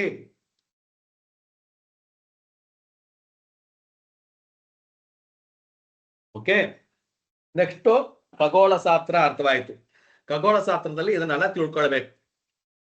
ಅಕ್ಷಾಂಶ ಅಂದ್ರೆ ಏನು, ರೇಖಾಂಶ ಅಂದ್ರೆ ಏನು, ಗ್ರಹಗಳು ಎಷ್ಟೆಷ್ಟು ದೂರದಲ್ಲಿದೆ, ಅದರ ಡೆನ್ಸಿಟಿ ಏನು, ಅದರ ವೆಲಾಸಿಟಿ ಏನು, ಅದರ ಮಾಸ್ ಏನು, ಇದನ್ನೆಲ್ಲ ಸ್ಟಡಿ ಮಾಡೋದೇನೋ ಖಗೋಳ ಶಾಸ್ತ್ರ, ಅಸ್ಟ್ರಾನಮಿ. ನೀವು ಎಕ್ಸಾಮ್ ಬರೀತಾ ಇಲ್ಲ ಸದ್ಯಕ್ಕೆ. ಎಕ್ಸಾಮ್ ಬರೆಯೋದಾಗಿದ್ರೆ ನೀವು ಖಂಡಿತವಾಗ್ಲೂ ಅದೆಲ್ಲ ಕ್ಯಾಲ್ಕುಲೇಷನ್ ಮಾಡಬೇಕಾಗಿತ್ತು. ಆದರೂ ತಿಳ್ಕೊಳ್ತಕ್ಕಂಥದ್ದು ನಿಮ್ಮ ಕರ್ತವ್ಯ. ಶಾಸ್ತ್ರ ಅಂತಕ್ಕಂಥದ್ದು ಬಂದ ಮೇಲೆ ತಿಳ್ಕೊಳ್ಬೇಕಾಗಿರ್ತಕ್ಕಂಥದ್ದು ನಿಮ್ಮ ಕರ್ತವ್ಯ. ಸರ್ ಇದೆಲ್ಲ ನಮಗೆ ಗೊತ್ತು ಸರ್, 27 ನಕ್ಷತ್ರಗಳು ಅದೆಲ್ಲ ನಮಗೆ ಗೊತ್ತು ಸರ್ ಅಂತ ಹೇಳೋರು ಇರಬಹುದು. ಯಾಕಂದ್ರೆ ಪಾಪ ಕಲ್ತಿರೋರು ಜಾಸ್ತಿ ಜನ ಇರ್ತಾರೆ, ಅವರಿಗೆಲ್ಲ ಗೊತ್ತಿರುತ್ತೆ. ಏನಪ್ಪಾ ಅಂದ್ರೆ ಶಾಸ್ತ್ರ ಹೇಳ್ಕೊಡುವಾಗ ನಾವು ಅದ್ರಲ್ಲಿ ಏನೇನು ಪ್ಯಾಟರ್ನ್ಗಳಿದಾವೋ ಅದನ್ನೆಲ್ಲ ನಾವು ಹೇಳ್ಕೊಡ್ಲೇಬೇಕಾಗತ್ತೆ. ಇವಾಗ ನಿಮಗೆ ಏನೇನೆಲ್ಲ ಪಾಠ ಮಾಡ್ತೀನಿ ಅಂತ ಹೇಳಿದ್ದೆ, ನಾನು ಒಂದ್ಸಾರಿ ಲಿಸ್ಟ್ ಹೇಳ್ಬಿಡ್ತೀನಿ, ಬೇಕಾದ್ರೆ ಜ್ಞಾಪಕ ಇಟ್ಕೊಂಬಿಡಿ. ಜ್ಯೋತಿಷ್ಯ ಶಾಸ್ತ್ರ ಅಂದ್ರೆ ಏನು ಒಂದೇದು. ಎರಡನೇದು ಏನಪ್ಪಾ ಅಂತ ಹೇಳಿದ್ರೆ ಜ್ಯೋತಿಷ್ಯ ಯಾವ್ಯಾವ ಇದರಿಂದ ಬಂತು, ಪುರಾಣಗಳಿಂದ ಬಂತ, ವೇದಗಳಿಂದ ಏನೇನು ಬಂತು, ಹೇಗೆಲ್ಲ ವೇದಗಳಿಂದ ಅದನ್ನ ತಗೊಂಡ್ರು, ವೇದಗಳಲ್ಲಿ ಜ್ಯೋತಿಷ್ಯದ ಅಳವಡಿಕೆ, ಸಿದ್ಧಾಂತಗಳು, ಸೂರ್ಯ ಸಿದ್ಧಾಂತ ಅಂದ್ರೆ ಏನು, ಪೌಲಶ ಸಿದ್ಧಾಂತ ಅಂದ್ರೆ ಏನು, ಸಿದ್ಧಾಂತಗಳು, ಬ್ರಹ್ಮಾಂಡದ ಸೃಷ್ಟಿ, ನಕ್ಷತ್ರ ಲೋಕ, ರಾಶಿ ಮಂಡಲ, ಭರತ ಖಂಡದ ಒಂದು ಖಗೋಳ ಶಾಸ್ತ್ರ, ಆಮೇಲೆ ಜ್ಯೋತಿಷ್ಯ ಶಾಸ್ತ್ರದ ಉಪಯೋಗ ಮತ್ತು ಶಾಪಗಳು, ಸೌರಮಾನ, ಬಚಕ್ರ, ಕ್ರಾಂತಿ ಚಕ್ರ, ಸೌರಮಾನ ಪಂಚಾಂಗ, ಚಂದ್ರಮಾನ ಪಂಚಾಂಗ, ಪಂಚಾಂಗ ಅಂದ್ರೆ ಏನು, ಆಮೇಲೆ ರಾಶಿಯಲ್ಲಿ ನಕ್ಷತ್ರಗಳನ್ನ ಹೇಗೆ ತುಂಬಿಸೋದು, ಋತುಗಳು, ಮಾಸಗಳು, ಉತ್ತರಾಯಣ, ದಕ್ಷಿಣಾಯಣ, ವರ್ಷಗಳು, ಇದೆಲ್ಲ ಕಂಡುಹಿಡಿಯೋದು, ಗ್ರಹಗಳು ಆವಾಗಲೇ ಹೇಳ್ದಂಗೆ ಅಕ್ಷಾಂಶ, ರೇಖಾಂಶ, ಲ್ಯಾಂಗಿಟ್ಯೂಡ್, ಲ್ಯಾಟಿಟ್ಯೂಡು, ಸೌರ ವರ್ಷ, ಚಂದ್ರ ವರ್ಷ, ತಾಯಿನ ವರ್ಷ, ನಕ್ಷತ್ರ ವರ್ಷ, ಇದನ್ನೆಲ್ಲ ಹೇಗೆ ಕಂಡುಹಿಡಿಯೋದು, ರಾಶಿ ಮಂಡಲ ಅಂದ್ರೆ ಹೇಗಿರುತ್ತೆ, ಗ್ರಹ ಆಧಿಪತ್ಯ ಹೇಗಿರುತ್ತೆ, ಜನ್ಮ ಲಗ್ನಗಳನ್ನು ಹೇಗೆ ತಯಾರು ಮಾಡೋದು, ಲಗ್ನ ಅಂದ್ರೆ ಹೇಗೆಲ್ಲ ಇರುತ್ತೆ, ಆಮೇಲೆ ರಾಶಿಯ ತತ್ವಗಳು, ಆಮೇಲೆ ಇದೆಲ್ಲ ಒಂದೊಂದಾಗಿ ಬಂದ ಮೇಲೆ ರಾಶಿ ಅಂತ ನಿಮಗೆ ಬಂದ ಮೇಲೆ ರಾಶಿ ಅಂದ್ರೆ ಏನು, ರಾಶಿಯ ತತ್ವಗಳೇನು, ರಾಶಿಯ ಗುಣಗಳೇನು, ರಾಶಿಯ ಸ್ವರೂಪಗಳೇನು, ರಾಶಿಯ ಆಕಾರಗಳೇನು, ಆಮೇಲೆ ನಕ್ಷತ್ರಗಳೇನು, ಎಷ್ಟು ನಕ್ಷತ್ರಗಳಿದಾವೆ, ಹೇಗೆಲ್ಲ ಇದಾವೆ, ಎಷ್ಟು ನಕ್ಷತ್ರಗಳು ಏನೇನೆಲ್ಲ ಕೆಲಸ ಮಾಡುತ್ತೆ ಅಂತ ನಕ್ಷತ್ರ ಸ್ವರೂಪಗಳು, ಆಮೇಲೆ ಗ್ರಹಗಳ ಒಂದು ಮಿಲನ, ಆಮೇಲೆ ಫಸ್ಟ್ ಸಪ್ರೇಟ್ ಆಗಿ ಹೇಳ್ಕೊಟ್ಟು ಆಮೇಲೆ ನಿಮಗೆ ಗ್ರಹಗಳ ಭಾವಗಳನ್ನು ಹೇಳ್ಕೊಟ್ಟು 1ನೇ ಭಾವದಿಂದ 12ನೇ ಭಾವ, ಆ ಭಾವಗಳನ್ನ ನಾವು ಹೇಗೆಲ್ಲ ಒಳಗಡೆ ಸೇರಿಸಿ ನೋಡೋದು. ಆವಾಗ ಒಳಗಡೆ ಹೋದಾಗ ನಿಮಗೆ ಗ್ರಹ ಉಚ್ಚ, ನೀಚ, ಗ್ರಹ ಇದು ಏನು ಸ್ವಕ್ಷೇತ್ರ, ಮೂಲ ತ್ರಿಕೋಣ, ದಿಗ್ಬಲ, ಇದೆಲ್ಲ ಹಾಗೆ ಬರುತ್ತೆ. ನಾನು ಸ್ಟಾರ್ಟಿಂಗ್ ಅಲ್ಲೇ ಇದೆಲ್ಲ ಹೇಳಿದ್ರೆ ನಿಮಗೆ ಅರ್ಥವಾಗಲ್ಲ. ಅದಕ್ಕೆ ನಾವು ನಿಧಾನವಾಗಿ ಒಂದೊಂದಾಗಿ ಒಳಗಡೆ ಹೋಗೋದು. ಫಸ್ಟ್ ಆಫ್ ಆಲ್ ನಿಮಗೆ ಇಲ್ಲಿ ಕುತ್ಕೊಳ್ಳೋದಕ್ಕೆ ತಲೆ ಬರಬೇಕು. ತಗದ ತಕ್ಷಣನೇ ಇವತ್ತು ನಾನು ನೋಡ್ರಿ ಇದು ರಾಶಿ ಮಂಡಲ ಅಂತ ಶುರು ಮಾಡಿದ್ರೆ ಅದು ಶಿಕ್ಷಣಕ್ಕೆ ಒಳ್ಳೆಯದಲ್ಲ. ಶಿಕ್ಷಣವನ್ನು ಹೇಗೆ ತಗೊಂಡೋಗ್ಬೇಕು, ನಾವು ಸ್ಟೆಪ್ ಬೈ ಸ್ಟೆಪ್ ಆಗಿ ತಗೊಂಡೋಗ್ಬೇಕು. ಯಾಕಂದ್ರೆ ಮುಂದೆ ಬರುವಂತ ದಿನಗಳಲ್ಲಿ ಏನಾಗತ್ತೆ ಅಂತ ಹೇಳಿ ನನ್ನ ಪ್ರಕಾರ ವೈಜ್ಞಾನಿಕ ಕಂಪ್ಯೂಟರ್ ಅಂತಕ್ಕಂಥದ್ದು ಬಹಳ ಬೆಳೀತಾ ಇದೆ. ನೀವೇನಾದ್ರೂ ಒಂದು ಮಾತನ್ನೇ ಹೇಳ್ತೀನಿ ಅಂತ ಹೇಳಿದ್ರೆ ಅದಕ್ಕೆ ನಿಮ್ಮದೇ ಆದಂತಹ ಸಂಶೋಧನೆಯ ಪದ್ಧತಿ ರೀತಿಯನ್ನ ನೀವು ಹೇಳಬೇಕಾಗಿ ಬರುತ್ತೆ. ಏನು ನೋಡಪ್ಪ, ಇಲ್ಲಿ ಸೂರ್ಯ ಇದ್ದಾನೆ, ಇಲ್ಲಿ ಚಂದ್ರ ಇದ್ದಾನೆ, ಸೊ ಇದು ಹೀಗಾಗಿದೆ, ಇದು ಅಮಾವಾಸ್ಯೆ ಆಗಿದೆ, ಈ ಅಮಾವಾಸ್ಯೆ ಆಗಿರೋದ್ರೆ ಈ ತರ ಆಗತ್ತೆ ಅನ್ನೋದಕ್ಕೆ ನೀವು ಏನ್ ಮಾಡ್ಬೇಕು, ಪ್ರೂವ್ ಅನ್ನು ಕೊಡ್ಬೇಕಾಗಿ ಬರುತ್ತೆ. ಮೊದಲು ಕಾಲದಲ್ಲಾಗಿದ್ರೆ ಏನೋ ಅಪ್ಪ ಅಮ್ಮ ಬರೋರು ಒಂದು 4 ಕಣಿ ಕೊಡೋರು, ಸ್ವಾಮಿ ನನ್ನ ಮಗನಿಗೆ ಬುದ್ಧಿ ಬರುತ್ತಾ, ವಿದ್ಯಾ ಬರುತ್ತಾ, ಮದುವೆ ಆಗುತ್ತಾ ಅಂತ ಕೇಳೋರು. ಆ 4 ಕಣಿ ಅನ್ನೋದು ದೊಡ್ಡದಾಗಿತ್ತು. ಅವ್ರು ಏನೋ ಒಂದು ಕವಡೆ ಹಾಕೋರು, ಇಲ್ಲ ಪಂಚಾಂಗ ನೋಡೋರು, ಒಂದು ಮಾತು ಹೇಳ್ಕಳ್ಸೋರು, ದೇವ್ರು ಅಂತ ನಂಬ್ಕೊಂಡು ಹೋಗ್ಬಿಡೋರು. ಈಗ ಬರೋತಕ್ಕಂಥದ್ದು ಏನು, ಫಸ್ಟ್ ಆಫ್ ಆಲ್ ಜ್ಯೋತಿಷ್ಯದ ಹಿನ್ನೆಲೆ ತುಂಬಾ ಕಡಿಮೆ ಆಗ್ತಾ ಇದೆ. ಮತ್ತೆ ವಾಕ್ಯಗಳು ತುಂಬಾ ಚೇಂಜ್ ಆಗ್ತಾ ಇರುತ್ತೆ. ಬೇಡದಲ್ಲಿರ್ತಕ್ಕಂಥದ್ದೆಲ್ಲ ಇದರಲ್ಲಿ ಟಿವಿನಲ್ಲಿ ಬರ್ತಾ ಇರುತ್ತೆ. ರಾಶಿ ಭವಿಷ್ಯ, ದಿನ ಭವಿಷ್ಯ, ವರ್ಷ ಭವಿಷ್ಯ ಅಂತೇಳಿ ಜನಗಳೇನಾಗ್ತಾರೆ, ಗೊಂದಲಕ್ಕೆ ಹೋಗ್ತಾರೆ. ಒಬ್ಬೊಬ್ಬ ಒಂದೊಂಥರ ಹೇಳ್ತಾನೆ. ಆವಾಗ ನಮ್ಮ ಹತ್ರ ಬರ್ತಕ್ಕಂಥವ್ರು ನಾಳೆ ಏನ್ ಪ್ರೂಫು ಅನ್ನೋ ಕೇಳೋ ಮಟ್ಟಕ್ಕೆ ಬಂದೇ ಬರ್ತಾರೆ. ಸೊ ಅದಕ್ಕೆ ನಾವೇನ್ ಮಾಡಬೇಕು, ಅಭ್ಯಾಸವನ್ನ ಮಾಡಿ ಎಲ್ಲೆಲ್ಲಿ ನೀವು ನೋಡಿದ್ದೀರಾ, ಹೇಗೆ ನೋಡಿದ್ದೀರಾ ಅಂತೇಳಿ ಅದನ್ನೆಲ್ಲ ನೀವು ಪ್ರೂಫ್ ಇಟ್ಕೊಂಡು ಮಾತಾಡ್ಬೇಕಾಗಿ ಬರುತ್ತೆ. ಅವಾಗ ನಾವು ಈ ಅಸ್ಟ್ರಾನಮಿಯನ್ನ ಒಳಗಡೆ ತಗೊಂಡ್ಬರ್ತೀರಾ, ಬೇರೆ ಜ್ಯೋತಿಷ್ಯವನ್ನ ಹೇಳ್ತೀವಿ ಅಂತ ಹೇಳಿದ್ರೆ ಮುಂದ್ಗಡೆ ಇರೋರ್ ಬಾಯಿನ ನಾವು ಮುಚ್ಚೋದಕ್ಕಾಗಲ್ಲ. ನಾನು ಸೂರ್ಯನ ಎಲ್ಲಿಂದ ತಗೊಂಬರ್ಲಿ, ಚಂದ್ರನ ಎಲ್ಲಿಂದ ತಗೊಂಬಂದೆ, ಗ್ರಹಗಳಲ್ಲಿ ಎಲ್ಲಿಂದ ತಗೊಂಬಂದೆ, ನಾನು ನಮ್ಮ ಮನೆಯಿಂದ ತಗೊಂಬಂದ ಇಲ್ಲ, ಅಸ್ಟ್ರಾನಮಿಯಿಂದನೇ ತಗೊಂಬಂದಿದ್ದು. ನೋಡಪ್ಪ, ಅಸ್ಟ್ರಾನಮಿಯಲ್ಲಿ ಹೀಗಿತ್ತು ನೋಡಿ, ಹೀಗಿದ್ದಾಗ ಹೀಗಾಯ್ತು. ಸೂರ್ಯ ಮತ್ತೆ ಇದು ಶನಿ ಮತ್ತೆ ಚಂದ್ರ, ಶನಿ ಮತ್ತೆ ಸೂರ್ಯ ಸೇರಿದ್ದಾಗ, ಶನಿ ಮತ್ತೆ ಕುಜ ಸೇರಿದ್ದಾಗ ಎಷ್ಟೆಷ್ಟು ಗಲಾಟೆಗಳು ನಡೆದಿದೆ, ಎಷ್ಟೆಷ್ಟು ವಾರಗಳು ನಡೆದಿದೆ, ಪ್ರಪಂಚದಲ್ಲಿ ಏನೇನು ಆಗಿದೆ ನೋಡಿದಲ್ಲ, ಹಿಸ್ಟ್ರಿ ಇದೆ. ಯಾವಾಗ ಬೇಕಾದ್ರೆ ನಡೀಬೋದಾಗಿತ್ತು, ಅದು ಬೇರೆ. ಬಟ್ ನಡೆದಿದ್ದಕ್ಕೆ ನಮಗೆ ಇದಿದೆ, ಡಾಕ್ಯುಮೆಂಟ್ಸ್ ಇದೆ. ಅದನ್ನ ಇಟ್ಕೊಂಡೆ ನಾವು ಮಾತಾಡ್ತಿರೋದು. ಈಗ ನಮ್ಗೆ ಸಂಶೋಧನೆ ಮಾಡಕ್ ನಮ್ಗೆ ಟೈಮ್ ಇಲ್ಲ, ಯಾರೋ ಹಿರಿಯರು ಸಂಶೋಧನೆ ಮಾಡಿ ಕೊಟ್ಟಿದ್ದಾರೆ, ಅದನ್ನ ಇಟ್ಕೊಂಡು ನಾವು ಮಾತಾಡ್ತಿದೀವಿ ಅನ್ನೋ ತಾಕತ್ ಬರ್ಬೇಕಂದ್ರೆ ನೀವು ಇದರಲ್ಲಿ ಗಟ್ಟಿಯಾಗಿರ್ಬೇಕು. ಖಗೋಳ ಶಾಸ್ತ್ರದಲ್ಲಿ ಕರೆಕ್ಟ್ ಆಗಿ ನೀವು ಈಜಲೇಬೇಕು, ಪ್ರೂವ್ ಮಾಡಲೇಬೇಕು. ಖಗೋಳ ಶಾಸ್ತ್ರ ಇಲ್ದಿರ ಮುಂದಕ್ಕೆ ಹೋಗಕ್ಕಾಗಲ್ಲ. ಕೆಲವರಿಗೆ ಮ್ಯಾಥಮೆಟಿಕ್ಸ್ ಅಲ್ಲಿ ಸ್ವಲ್ಪ ನಿಧಾನ ಆಗ್ಬೋದು, ಪೂರ್ತಿ ಮ್ಯಾಥಮೆಟಿಕ್ಸ್ ಇಲ್ಲ ಅಂತ ಹೇಳಿದ್ರು ವಿಷಯಗಳನ್ನಾದ್ರೂ ನೀವು ಅರ್ಥ ಮಾಡ್ಕೊಳ್ಬೇಕಾಗತ್ತೆ. ಲ್ಯಾಂಗಿಟ್ಯೂಡ್ ಅಂದ್ರೆ ಎಷ್ಟು ಡಿಗ್ರಿ ಇರುತ್ತೆ, ಲ್ಯಾಟಿಟ್ಯೂಡ್ ಅಂದ್ರೆ ಎಷ್ಟು ಡಿಗ್ರಿ ಇರುತ್ತೆ. ಯಾಕೆ ಅದನ್ನ ನೀವು ಈ ಇದು ನೋಡಬಹುದು, ಮ್ಯಾಪ್ ಅನ್ನ ನೋಡಬಹುದು. ಮ್ಯಾಪ್ ಅನ್ನ ನೋಡಿದಾಗ ಅಲ್ಲಿ 15 ಒಂದೊಂದು ಲೈನ್ ಹಾಕಿರ್ತಾರೆ, ನೋಡಿದ್ರಲ್ವ ಮ್ಯಾಪ್ ಅಲ್ಲಿ ಹಿಂಗೆ ಸ್ಕ್ವೈರ್ ಮ್ಯಾಪ್ ಒಳಗಡೆ ಹಾಕ್ಬಿಟ್ಟು ಅದ್ರ ಮೇಲ್ಗಡೆ ಸ್ಕ್ವೈರ್ ಆಗಿ ಲೈನ್ ಎಳೆದಿರ್ತಾರೆ. ಅದು ಪಾಯಿಂಟ್ ಡಿಫರೆನ್ಸ್ ಎಷ್ಟಿರುತ್ತೆ ಅಂತಂದ್ರೆ 15 ಡಿಗ್ರಿ 15 ಡಿಗ್ರಿ 15 ಅಂತ ಹಾಕಿರ್ತಾರೆ. ಯಾಕೆ 15 15 ಅಂತ ಮಾಡಿದ್ರು? ಸೊ ಅದನ್ನ ನಾವು ಒಂದು ಲೈಟ್ ಆಗಿ ತಿಳ್ಕೊಳ್ಬೇಕಾಗತ್ತೆ. ನೀವು ಪಾಠ ಅದರಿಂದ ಪ್ರಿಡಿಕ್ಷನ್ ಹೇಳ್ತಿರೋ ಬಿಡ್ತಿರೋ ಅದು ನೆಕ್ಸ್ಟ್, ಬಟ್ ವಿಷಯ ಅನ್ನೋದು ತಿಳ್ಕೊಳ್ಳೇಬೇಕು. ಓಕೆ, ಅದಾದ್ಮೇಲೆ ಜ್ಯೋತಿಷ್ಯ ಶಾಸ್ತ್ರ. ಈಗ ನಾನು ಹೇಳಿದ್ನಲ್ಲ, ಜ್ಯೋತಿಷ್ಯ ಶಾಸ್ತ್ರ ಏನ್ ಹೇಳುತ್ತೆ, ಆಗಿನ ಕಾಲದವ್ರು ಏನ್ ಹೇಳ್ಕೊಟ್ಟಿದ್ದಾರೋ ಅದನ್ನ ಇಟ್ಕೊಂಡು, ಈ ಗ್ರಹಗಳ ಚಲನವಲನಗಳನ್ನ ಇಟ್ಟುಕೊಂಡು, ಈ ಚಲನವಲನ ಇವರು ಕಾರಕತ್ವಗಳನ್ನ ಇಟ್ಟುಕೊಂಡು ನಾವು ಒಂದು ವಿಷಯವನ್ನ ಹೇಳ್ತಕ್ಕಂಥದ್ದೇ ಜ್ಯೋತಿಷ್ಯ ಅಂತ.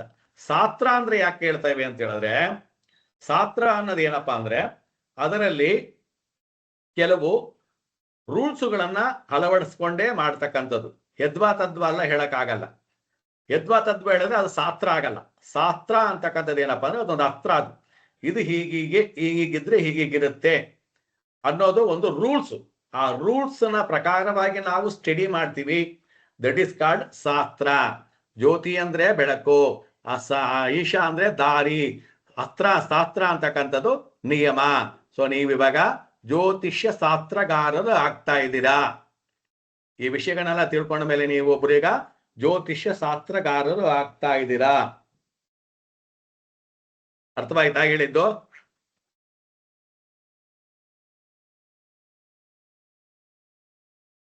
ಬೋರ್ ಆಗ್ತಿದ್ಯಾ? ಅರ್ಥವಾಗ್ತಿದ್ಯಾ? ಅರ್ಥವಾಗ್ತಾ ಇದೆ ಗುರುಗಳೇ. ಬೇಕಾ ಬೇಡವಾ ಅದಲ್ಲ ನಮಗೆ? ಬೇಕು ಗುರುಗಳೇ, ಬೇಕು ಬೇಕು ಗುರುಗಳೇ, ಬೇಕು ಬೇಕು. ಡೈರೆಕ್ಟ್ ಆಗಿ ನಾವು ನಿಮ್ಮನ್ನ ತಗೊಂಡೋಗಿ ಜ್ಯೋತಿಷ್ಯ ಅಂತ ತಗೊಂಡೋಗ್ಬಿಡ್ಬೋದು. ಬಟ್ ಏನಾಗತ್ತೆ ಅಂತ ಹೇಳಿದ್ರೆ ಅದು ಅಷ್ಟೊಂದು ಸಮಂಜಸವಾಗಿರಲ್ಲ. ಅಂದ್ರೆ ಶಾಸ್ತ್ರ ಕಲಿಯೋರಿಗೆ ಅಷ್ಟೊಂದು ಸಮಂಜಸವಾಗಿರಲ್ಲ. ಸೊ ಇವಾಗ ಶಾಸ್ತ್ರ ಎಲ್ಲಿಂದ ಬಂತು ಹಾಗಾದ್ರೆ? ಈ ಜ್ಯೋತಿಷ ಶಾಸ್ತ್ರ ಎಲ್ಲಿಂದ ನಮಗೆ ಸಿಗ್ತಾ ಇದೆ? ಇದಕ್ಕೆ ಆಧಾರ ಏನು? ಎಲ್ಲಿಂದ ಸಿಗ್ತಾ ಇದೆ? ಆಧಾರ ಯಾವ್ದಪ್ಪ ನಮಗೆ ಅಂದ್ರೆ, ನಮಗೆಲ್ಲರಿಗೂ ಗೊತ್ತು, ನಮ್ಮ ಧರ್ಮವನ್ನ ಪಾಲನೆ ಮಾಡೋದಕ್ಕೆ ಯಾವುದು ಆಧಾರ? ವೇದಗಳು. ಇವತ್ತು ನಾವೇನು ಆಚರಣೆ ಮಾಡ್ತಿದ್ದೀವಿ, ಸಂಸ್ಕಾರ ಅಂತ ಹೇಳ್ತಿದೀವಿ, ಸಂಸ್ಕೃತಿ ಅಂತ ಹೇಳ್ತಿದ್ದೀವಿ, ಇದಿಷ್ಟೂ ಎಲ್ಲಿಂದ ಬಂದಿರತಕ್ಕಂಥದ್ದು? ವೇದಗಳಿಂದಲೇ. ಎಷ್ಟು ವೇದಗಳಿರೋದು? 4 ವೇದಗಳು. 4 ವೇದಗಳು. ಒಂದು ಏನ್ ವೇದ? ಋಗ್ವೇದನ ಬರ್ಕೊಳ್ಳಿ. ಎರಡನೇದು ಯಜುರ್ವೇದನ. ಮೂರನೇದು ಏನ್ ವೇದ? ಸಾಮವೇದ. ಸಾಮವೇದ.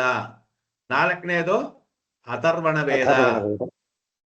ಅಥರ್ವಣ ವೇದ. ಸೊ ಈ 4 ವೇದಗಳನ್ನ ನಾವು ತಿಳ್ಕೊಂಡಿದೀವಿ. ಆಕ್ಚುಲಿ ಮೊದಲು ಇದ್ದಿದ್ದು ಒಂದೇ ವೇದ. ಅಂದ್ರೆ ಇದು ಯಾವಾಗ ಬದಲಾಯಿತು ಅಂತ ಹೇಳಿದ್ರೆ, ವ್ಯಾಸ ಮಹರ್ಷಿಗಳು ಏನ್ ಮಾಡಿದ್ರು, ಇದನ್ನ ಬದಲಾವಣೆಯನ್ನ ಮಾಡಿದ್ರು ಅಂತ ಹೇಳ್ತಾರೆ. ಅದಕ್ಕೆ ವ್ಯಾಸ ಮಹರ್ಷಿ ಈ 4 ವೇದಗಳನ್ನ ಡಿವೈಡ್ ಮಾಡಿದ್ರು ಅಂತಾನು ಹೇಳ್ತಾರೆ. ಅದಕ್ಕೆ ಮುಂಚೆ ಏನ್ ಮಾಡ್ತಾರೆ, ಬ್ರಹ್ಮನೂ ಸಹ ಅದನ್ನ ಮಾಡ್ತಾನೆ. ಬ್ರಹ್ಮ ಮಹರ್ಷಿನೂ ಸಹ ಇದನ್ನ ಒಂದು ವೇದಗಳನ್ನ 4 ಭಾಗಗಳಾಗಿ ಮಾಡಿ, ಅದು ದೊಡ್ಡ ಕಥೆ. ಅದು ಕತೆ ಹೇಳಿದ್ರೆ ನಿಮಗೆ ಒಂದು ಅರ್ಧ ಅವರ್ ಆಗತ್ತೆ.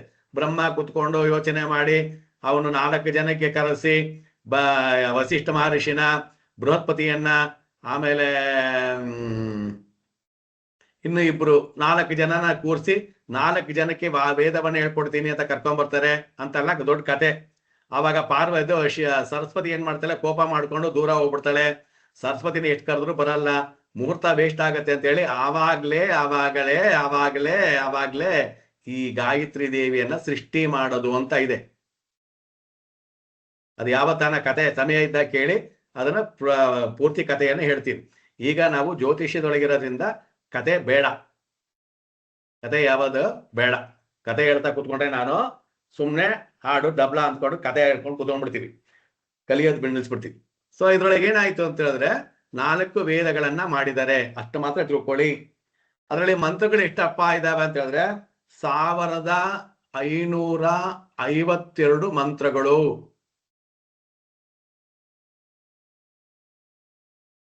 ಋಗ್ವೇದ, ಯಜುರ್ವೇದದಲ್ಲಿ 1975, ಸಾಮವೇದದಲ್ಲಿ 1875, ಅಥರ್ವಣ ವೇದದಲ್ಲಿ 5987. ಓಕೆ. ಸೊ ನಿಮಗೇನಾದ್ರೂ ಇದನ್ನ ಬೇಕು ಅಂತ ಹೇಳಿದ್ರೆ ನೀವು ಬುಕ್ಗಳನ್ನು ತರಿಸ್ಕೊಂಡು ಓದಿ. ಮಹಾ ಋಗ್ವೇದ, ಮಹಾ ಯಜುರ್ವೇದ, ಮಹಾ ಸಾಮವೇದ ಅಂತೇಳಿ ಒಂದು 150,000 ಪೇಜಿಂದು ಪುಸ್ತಕ ಸಿಗುತ್ತೆ.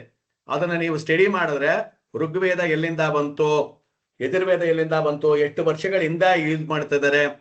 ಇಲ್ಲಿ ನಮ್ಮ ಸಂಶೋಧನಾಕಾರಕರು ಋಗ್ವೇದ ನಾನು ಓದಿದ್ದೀನಿ, ಆ ಮಹಾ ಋಗ್ವೇದದಲ್ಲಿ ಹೇಳ್ತಾರೆ ಅವರು 30,000 ವರ್ಷಗಳ ಹಿಂದೆ, 30,000 ವರ್ಷಗಳ ಹಿಂದೆ ಇದ್ದಿದ್ದು ಋಗ್ವೇದ. ಅದರ ಫಾಲೋ ಮಾಡ್ಕೊ ಬಂದಂಥವರು ಅದನ್ನ ಸ್ವಲ್ಪ ಆಲ್ಟ್ರೇಷನ್ ಮಾಡಿಕೊಂಡು ಆಮೇಲೆ ತಂದಿದ್ದು ಯಜುರ್ವೇದ ಅಂತ. ಸೊ ಅದನ್ನೆಲ್ಲ ನೀವು ಓದ್ಬೇಕು. ಅದ್ರೊಳಗಡೆ ಏನೇನಿದೆ, ಎಲ್ಲೆಲ್ಲಿದೆ, ಹೇಗಿದೆ ಅಂತೇಳಿ ಸುಮಾರು ಜನ ಅದನ್ನೆಲ್ಲ ರಿಸರ್ಚ್ ಮಾಡಿದ್ದಾರೆ. ಓಕೆ. ನಾನು ನಿಮಗೆ ಬೇರೆ ಇಂಟನ್ನ ಮಾತ್ರ ಕೊಡ್ತಾ ಇರೋದು. ಆ ಇಂಟನ್ನ ತಗೊಂಡು ನೀವೇನ್ ಮಾಡಬೇಕು, ಪ್ರಯತ್ನ ಪಡಬೇಕು. ಸೊ ವೇದಗಳಲ್ಲಿ ಒಟ್ಟು ಎಷ್ಟು ಮಂತ್ರ ಆಯ್ತು ಅವಾಗ? ವೇದಗಳಲ್ಲಿ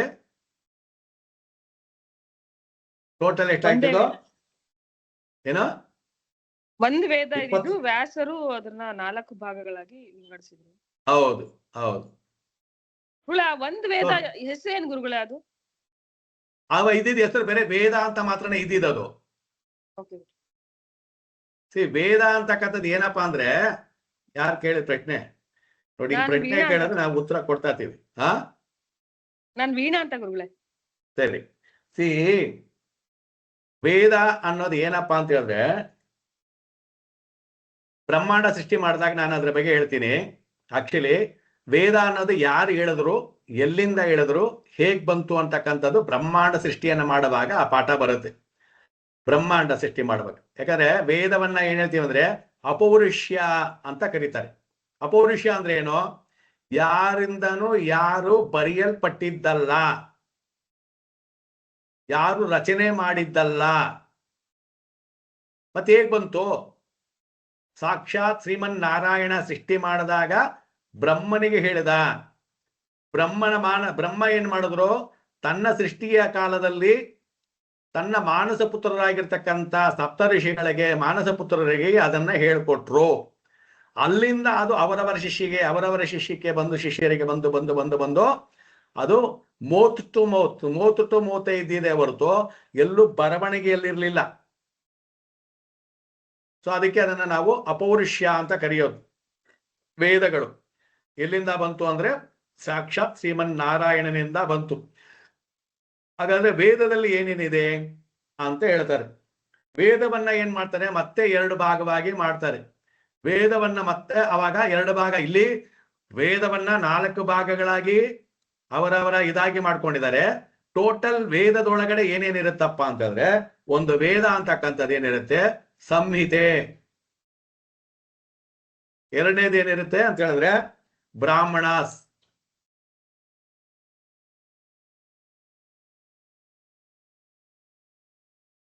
ಇದೆರಡು ಇರುತ್ತೆ. ಈ ಬ್ರಾಹ್ಮಣ ಸಂಹಿತೆ ಅಂತಕ್ಕಂಥದ್ದು ಅದರ ವಿಷಯಗಳನ್ನ ಹೇಳುತ್ತೆ. ಈ ಬ್ರಾಹ್ಮಣ ಒಳಗಡೆ ಏನಿರುತ್ತೆ, ಆರಣ್ಯಕ,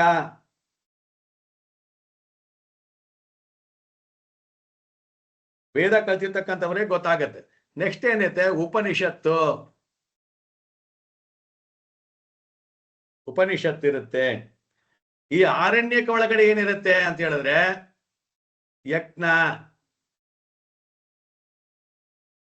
ಯಜ್ಞ ಮತ್ತೆ ಆಹುತಿ,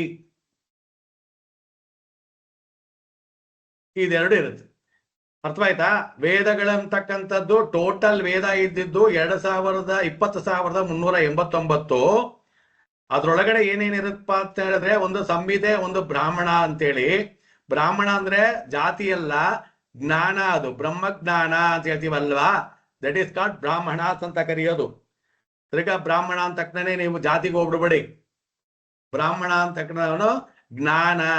ಈ ಜ್ಞಾನದಿಂದ ಇದನ್ನ ಹೇಳ್ತಕ್ಕಂಥ ಸಂಹಿತೆ. ಆ ಬ್ರಾಹ್ಮಣ ಒಳಗಡೆ ಏನೇನಿತ್ತಪ್ಪ ಅಂದ್ರೆ ಒಂದು ಆರಣ್ಯಕ, ಒಂದು ಉಪನಿಷತ್. ಆ ಅರಣ್ಯಕ ಒಳಗಡೆ ಏನಿದೆ, ಇವಾಗ ನಾವ್ ಏನೇನ್ ಫಾಲೋ ಮಾಡ್ತಿದೀವಿ, ಯಜ್ಞವನ್ನ ಫಾಲೋ ಮಾಡ್ತಿದೀವಿ, ಆಹುತಿಯನ್ನ ಫಾಲೋ ಮಾಡ್ತಿದೀವಿ. ಯಜ್ಞ ಅಂದ್ರೆ ಎಲ್ಲಿ ಏನೇನು ಬರುತ್ತೆ ಇದ್ರಲ್ಲಿ? ಪಂಚಮಹಾಯಜ್ಞ, ಪಿತೃಯಜ್ಞ, ಭ್ರಾತೃಯಜ್ಞ, ಋಷಿ ಯಜ್ಞ, ಮಾತೃಯಜ್ಞ ಅಂತ ಯಜ್ಞಗಳು ತಗೊಂಡ್ರೆ ಅದಕ್ಕೆ ಹೇಳಿದ್ ನಾನು ಸುಮ್ನೆ ಮೇಲ್ಮೇಲೆ ಹೇಳ್ಕೊಂಡು ಹೋಗ್ತಿರೋದು. ಮೇಲ್ಮೇಲೆ ಹೇಳ್ಕೊಂಡು ಹೋಗ್ತಿರೋದು. ಈ ಯಜ್ಞ ಅಂತ ತಗದ್ರೆ ಅದ್ರೊಳೊಂದು 1000 ಬರುತ್ತೆ ಡಿವಿಷನ್ಗಳು. ಏನೇನು ಯಜ್ಞಗಳು ಬರುತ್ತೆ? ಋಷಿ ಯಜ್ಞಗಳು, ಪಿತೃಯಜ್ಞಗಳು, ಅಗ್ನಿಕಾರಿಗಳು, ಊಟ ಉಪಚಾರ ಎಲ್ಲ ಯಜ್ಞಗಳು ಅಂತಾನೆ ಬರುತ್ತೆ. ಕೆಲಸಗಳು ಏನೇನ್ ಮಾಡ್ತಿದ್ರು ಅದೆಲ್ಲ ಯಜ್ಞಗಳೇ. ಆಹುತಿ, ಅದಕ್ಕೆ ಕೊಡಬೇಕಾಗಿರ್ತಕ್ಕಂಥ, ಪಾಲಿಸಬೇಕಾದಂತಹ ರೀತಿ ನೀತಿಗಳನ್ನ, ಒಂದು ಹೋಮ ಮಾಡುವಾಗ ಹೇಗೆ ಆಹುತಿಯನ್ನ ಕೊಡ್ತೀವೋ ಹಾಗೆ ಅಡಿಗೆ ಮಾಡ್ತೀವಿ ಅಂದ್ರೆ ಅದು ಒಂದು ಯಜ್ಞ. ಅಗ್ನಿ ಕಾರ್ಯ ಅದು ಒಂದು ಯಜ್ಞ. ಆ ಯಜ್ಞವನ್ನು ಹೇಗ್ ಮಾಡಬೇಕು ಅಂತ ಹೇಳೋದು, ತೀರ್ಮಾನ ಮಾಡೋದು ಆಹುತಿ. ಇದೆಲ್ಲ ಎಲ್ಲಿ ಸಿಗತ್ತೆ? ವೇದದಲ್ಲಿ ಹೇಳಿರುತ್ತೆ. ನೆಕ್ಸ್ಟ್ ಏನು? ಉಪನಿಷತ್ತು, ವೇದಾಂತ. ಇದು ವೇದಗಳ ಕೊನೆಗೆ ಏನಾಗತ್ತೆ? ಇದು ವೇದಾಂತ. ವೇದದ ಅಂತ ಇಸ್ ಈಕ್ವಲ್ ಟು ಉಪನಿಷತ್ತು. ಯಾರು ಉಪನಿಷತ್ತನ್ನ ಚೆನ್ನಾಗಿ ಅರ್ಥ ಮಾಡಿಕೊಂಡು ತಿಳ್ಕೊಂಡು ಜೀವನವನ್ನ ಮಾಡ್ತಾರೋ ಅವರಿಗೆ ಈ ಬ್ರಾಹ್ಮಣ್ಯ, ಆರಣ್ಯಕ, ಆಹುತಿ ಎಲ್ಲವೂ ಸಹ ಬೇರೆ ವಿಭಿನ್ನವಾಗುತ್ತೆ. ಯಾಕಂದ್ರೆ ಉಪನಿಷತ್ ಅಂತಕ್ಕಂಥದ್ದು ಬೇರೆ ಒಂದು ಲೋಕವನ್ನ ತೋರ್ತಕ್ಕಂಥದ್ದು ಉಪನಿಷತ್ತು. ಸೊ ನೀವು ಇದನ್ನೆಲ್ಲ ಅರ್ಥ ಮಾಡ್ಕೊಳ್ಬೇಕು. ಒಬ್ಬ ಜ್ಯೋತಿಷಿ ಆಗ್ತಿದ್ದೀನಿ ಅಂತ ಹೇಳಿದ್ರೆ ನಮಗೆ ಇದರ ಒಂದು ಕಿರು ಪರಿಚಯ ಮಾಡ್ತಾ ಇದ್ದೀನಿ. ನಾನು ಅಷ್ಟೇ ಕಿರು ಪರಿಚಯವನ್ನ ಮಾಡ್ತಾ ಇದ್ದೀನಿ. ನಿಮಗೆ ಸಮಯ ಸಿಕ್ಕಿದಾಗ, ಫ್ರೀ ಆಗಿದ್ದಾಗ, ನಾನು ಹೇಳಿದಲ್ಲ, ಮಹಾಬ್ರಾಹ್ಮಣ, ಮಹಾಕ್ಷತ್ರಿಯ, ಮಹಾಶೂದ್ರ ಅಂತಕ್ಕಂಥ ಪುಸ್ತಕಗಳು ಸಿಗತ್ತೆ. ಅದೇ ತರ ಮಹಾಋಗ್ವೇದ, ಮಹಾಯಜುರ್ವೇದ, ಮಹಾಸಾಮವೇದ ಅಂತಕ್ಕಂಥದ್ದು ದೊಡ್ಡ ಪುಸ್ತಕಗಳಿದೆ. ಆ ಪುಸ್ತಕಗಳನ್ನ ತರಿಸಿ ಅದರೊಳಗಿರ್ತಕ್ಕಂಥ ಅರ್ಥವನ್ನ, ಇವಾಗ ಮಂತ್ರಗಳು ಹೇಳ್ಬೋದು ನಾವು, ಆ ಮಂತ್ರಗಳ ಅರ್ಥಗಳನ್ನ ನಾವು ಹೇಳೋದಕ್ಕಾಗಲ್ಲ. ಅಲ್ಲಿ ಇರ್ತಕ್ಕಂಥದ್ದು ಋಷಿಮುನಿಗಳು ಮಾಡಿರ್ತಾರೆ. ಮಂತ್ರಗಳನ್ನ ಹೇಳ್ತೀವಿ ಹೊರತು ಯಾಕೆ ಹೇಳಿದ್ರು, ಎಲ್ಲಿಂದ ಹೇಳಿದ್ರು, ಯಾವಾಗ ಹೇಳಿದ್ರು, ಇದೆಲ್ಲ ಬಂದು ಸಾಕಷ್ಟು ವಿಚಾರಗಳಿರುತ್ತೆ. ಇವಾಗ ಯಜುರ್ವೇದ ತಗೊಂಡ್ರೆ ಅದ್ರಲ್ಲಿ ಏನಾಗತ್ತೆ? ಶುಕ್ಲ ಯಜುರ್ವೇದ, ಕೃಷ್ಣ ಯಜುರ್ವೇದ ಅಂತ ಇರುತ್ತೆ. ಏನಕ್ಕೆ ಶುಕ್ಲ ಯಜುರ್ವೇದ, ಕೃಷ್ಣ ಯಜುರ್ವೇದ ಅಂತ ಆಯ್ತು? ಗೊತ್ತಿಲ್ಲ ಗುರುಗಳೇ. ಏನಕ್ಕಾಯ್ತು? ಗೊತ್ತಿಲ್ಲ ಗುರುಗಳೇ. ಇಲ್ಲಿ ಪುರೋಹಿತರುಗಳು ಯಾರಿದ್ದಾರೆ? ಉದಯ ಅವರು. ಯಾರು ಪುರೋಹಿತರಿದ್ದಾರೆ ಅಲ್ಲಿ? ಯಾರು ಪುರೋಹಿತರಿಲ್ವಾ? ನೋಡಿ, ಇವಾಗ ನಾನು ಕೇಳ್ಬಿಟ್ಟೆ, ಇವಾಗ ಯಾರು ನೀವು ಪುರೋಹಿತರು ಇರ್ತೀರಾ ಅಂತ ಕೇಳ್ಬಿಟ್ಟೆ. ಪುರೋಹಿತರು ಕೇಳ್ತೀನಿ ಅಂತ ಇಟ್ಕೊಳ್ಳಿ. ಏನ್ ಸ್ವಾಮಿ ಅದು ಋಗ್ವೇದ ಅಂದ್ರೆ ಏನು, ಯಜುರ್ವೇದ ಅಂದ್ರೆ ಏನು, ಸಾಮವೇದ ಅಂದ್ರೆ ಏನು? ಹೋಗ್ಲಿ, ಆ ಯಜುರ್ವೇದದಲ್ಲಿ ಶುಕ್ಲ ಯಜುರ್ವೇದ, ಕೃಷ್ಣ ಯಜುರ್ವೇದ ಅಂದ್ರೆ ಇದು ಯಾಕೆ, ಏನು ಅಂತ ಕೇಳಿದಾಗ ನಾವು ಸೈಲೆಂಟ್ ಆಗ್ಬಿಡ್ತೀವಿ. ಯಾಕಂದ್ರೆ ನಮಗೆ ಗೊತ್ತಿರಲ್ಲ. ಅದಕ್ಕೆ ಹೇಳಿದ್ದು, ಶಾಸ್ತ್ರಕಾರರಾಗಬೇಕು ಅಂತ ಹೇಳಿದ್ರೆ ಎಲ್ಲಾ ವಿಚಾರಗಳಲ್ಲೂ ನಮಗೆ ಒಂದಷ್ಟು ತೆಚ್ಚಿರಬೇಕು, ಅರಿವಿರಬೇಕು. ಅದಕ್ಕೆ ನೀವು ಆಸೆ ಪಡ್ತಾ ಇರ್ಬೇಕು. ಆಸೆ ಪಡ್ತಾ ಇದ್ರೆ ನಿಮಗೆ ಖಂಡಿತವಾಗ್ಲೂ ನೀವು ಗೆಲ್ಲಬಹುದು. ಗೆಲ್ಲೋದೇನು ಕಷ್ಟ ಏನಲ್ಲ. ಆದ್ರೆ ನಿಮಗೆ ಆ ಒಂದು ಇದು ಏನದು ರಿಕ್ವೈರ್ಮೆಂಟ್ ಅಂತ ಹೇಳ್ತೀವಲ್ವಾ, ಆ ಒಂದು ಇದಿರ್ಬೇಕು, ಬೇಕು, ನನಗೆ ತಿಳ್ಕೊಳ್ಬೇಕು, ನಾನು ಏನಾದ್ರು ಮಾಡಬೇಕು ನಾನು ಅನ್ನೋ ಒಂದು ಮನೋಭಾವನೆ ನಿಮ್ಮಲ್ಲಿ ಬೆಳೆಸ್ಕೊಂಡ್ಬಿಟ್ರೆ ಭಗವಂತ ಕೊಡ್ತಾನೆ. ಬಟ್ ಆದ್ರೆ ನೀವು ಆ ಒಂದು ಇದರಲ್ಲಿ ಕೆಲಸವನ್ನ ಮಾಡಬೇಕು. ಓಕೆ. ಸೊ ಅವಾಗ ನಿಮಗೆ ಅರಣ್ಯಾಸ್ ಅಂತ ಹೇಳಿದ್ರೇನು? ಯಜ್ಞ ಯಾಗಾದಿಗಳನ್ನ ಮಾಡ್ತಕ್ಕಂಥದ್ದು ಅಂತ ಹೇಳಿದ್ವಿ. ಉಪನಿಷತ್ ಅಂತಕ್ಕಂಥದ್ದು ಏನಪ್ಪಾ ಅಂತ ಹೇಳಿದ್ರೆ ತತ್ವ ಉಪದೇಶಗಳನ್ನ ಮಾಡಿ ಅವರವರಿಗೆ ಏನು ಮೋಕ್ಷಗಳನ್ನ ಪಡ್ಕೊಳ್ಳಕ್ಕೆ, ಏನಕ್ಕೋಸ್ಕರವಾಗಿ ಬಂದಿದ್ದೀವಿ, ಮುಂದೆ ಏನ್ ಮಾಡಬೇಕು ಅನ್ನೋದನ್ನ ತಿಳಿಸೋದೇ ಬಂದು ಉಪನಿಷತ್ತುಗಳು. 108 ಉಪನಿಷತ್ತುಗಳಿದಾವೆ. ಕಠೋಪನಿಷತ್ತು, ಈಶಾಪನಿಷತ್ತು, ಬೇಕಾದಷ್ಟು ಉಪನಿಷತ್ತುಗಳು ಇದಾವೆ. ಅದರಲ್ಲಿ 10 ಉಪನಿಷತ್ತು ಪ್ರಬಲವಾಗಿರ್ತಕ್ಕಂಥದ್ದು, ಇನ್ನ ಬೇಕಾದಷ್ಟು 108 ಉಪನಿಷತ್ತುಗಳಿದೆ ಅಂತ ಹೇಳ್ತೀವಿ. ಆ 108 ಉಪನಿಷತ್ತುಗಳನ್ನ ನಾವು ತಿಳ್ಕೊಳ್ತಾ ಹೋದಾಗ ಮಾತ್ರನೇ ನಾವು ಕಂಪ್ಲೀಟ್ ಆಗಿ ತಿಳ್ಕೊಳ್ಳೋದಕ್ಕೆ ಸಾಧ್ಯವಾಗೋದು. ಸೊ ಅಲ್ಲಿ ಏನಾಗತ್ತೆ, ಉಪನಿಷತ್ ಅಂತ ಕೇಳಿರ್ಬೇಕು ನೀವು. ಉಪನಿಷತ್ ಸಾರ ಹೇಗೆ ಸಿದ್ಧ ಆಗತ್ತೆ? ಮಾಂಡುಕ್ಯ ಉಪನಿಷತ್ತು, ಚಾಂದೋಕ್ಯ ಉಪನಿಷತ್ತು, ಆ ಉಪನಿಷತ್ತುಗಳೆಲ್ಲ ಏನಾಗತ್ತೆ, ಒಬ್ಬ ಶಿಷ್ಯ ಒಂದು ಗುರುವನ್ನ ನೋಡಿ ತನ್ನ ಅನುಮಾನಗಳನ್ನ, ತನ್ನ ಆಸೆಗಳನ್ನ, ಪ್ರಶ್ನೆಗಳನ್ನ ಮಾಡೋದು, ಗುರುವಾದ ತಕ್ಕವನು ಉತ್ತರವನ್ನ ಕೊಡೋದು. ಹೀಗೆ ಅದರ ಒಂದು ಡ್ರಾಮೆಟಿಕ್ ಆಗಿ ನಡೀತಾ ಇರುತ್ತೆ. ಇಲ್ಲೂ ಸಹ ನಾವೇನ್ ಮಾಡ್ಬೇಕಂದ್ರೆ, ನೀವು ಶಿಷ್ಯರಾಗಿದ್ದೀರಾ ಅಂತ ಹೇಳಿದ್ರೆ, ನನಗಿಂತ ವಯಸ್ಸಲ್ಲಿ ದೊಡ್ಡವರು ಇದ್ದೀರಾ, ಚಿಕ್ಕವರು ಇದ್ದೀರಾ, ನನ್ನನ್ನು ಗುರು ಅಂತಲ್ಲ. ನೀವು ನಿಮ್ಮ ಪ್ರಶ್ನೆಗಳನ್ನ ಕೇಳಬೇಕು, ನಾವು ಉತ್ತರವನ್ನ ಹೇಳಬೇಕು. That is conversation, that is ಪ್ರಪಂಚ, ದಟ್ ಈಸ್ ದ ವೇ. ನಿಮ್ಮ ಅನುಮಾನಗಳಿಗೆ ಏನಾಗುತ್ತೆ ಅಂದ್ರೆ 10 ಜನಗಳಿಗೆ ಉಪಯೋಗವಾಗುವಂತದ್ದಾಗಿರುತ್ತೆ. ನೀವು ಒಬ್ಬರು ಕೇಳಿದಾಗ ಆ 10 ಜನಗಳಿಗೆ ಹೇಳುವಂತ ಶಕ್ತಿ ನನ್ನಲ್ಲಿ ಭಗವಂತ ಕೊಡ್ತಾನೆ. ಈಗ ನೀವೇನ್ ಪ್ರಶ್ನೆ ಕೇಳ್ತೀರಂತ ನನ್ಗೇನೋ ಗೊತ್ತಿರುತ್ತಾ? ಇರಲ್ಲ. ಆದ್ರೆ ನೀವು ಕೇಳಿದಾಗ ನನಗೆ ಭಗವಂತ ಕೊಡ್ತಾನೆ. ನಾನು ನಿಮಗೆ ಹೇಳ್ತೀನಿ, ನಾನು ನಿಮಗೆ ಹೇಳ್ತೀನಲ್ಲ, ನನಗಿಂದ ಅವನು ನಿಮಗೆ ಹೇಳುತ್ತಾನೆ. ಇಷ್ಟೇ. ಸೊ ಅದನ್ನ ನಾವು ತಿಳ್ಕೊಳ್ಬೇಕು. ಅದಕ್ಕೆ ನಾನು ಏನ್ ಹೇಳ್ತೀನಿ ನಿಮಗೆ ಅಂತಂದ್ರೆ, ಓಪನ್ ಓಪನ್ ಓಪನ್ ಮಾಡಿ, ಓಪನ್ ಮಾಡಿ. ಓಪನ್ ಮಾಡದಲ್ಲೇ ಇದ್ರೆ ನೀವು ಕಷ್ಟ. ಓಕೆ. ಸೊ ಅದಾದ್ಮೇಲೆ ವೇದವನ್ನ ಏನ್ ಮಾಡಿದ್ರು, ಅದ್ರೊಳಗಡೆ 6 ಅಂಗಗಳಿದಾವೆ. ಯಾವ್ದು ಇದಾವೆ ಅಂತ ಹೇಳಿದ್ರೆ, ಶಿಕ್ಷಾ, ಬರ್ಕೊಳ್ಳಿ, ವೇದಾಂಗ. ಸೊ ಇವಾಗಿದು ವೇದಾಂಗ.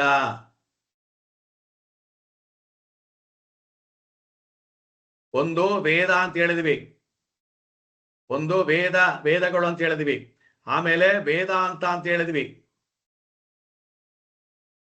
ಈಗ ವೇದಾಂಗ. ವೇದಾಂಗದಲ್ಲಿ ಏನೇನಿದೆ? ಶಿಕ್ಷಾ, ಕಲ್ಪ, ವ್ಯಾಕರಣ,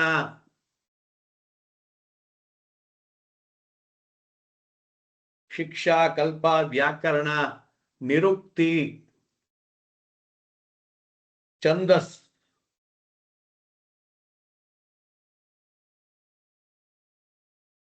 ಜ್ಯೋತಿಷ, ಛಂದಸ್ಸು,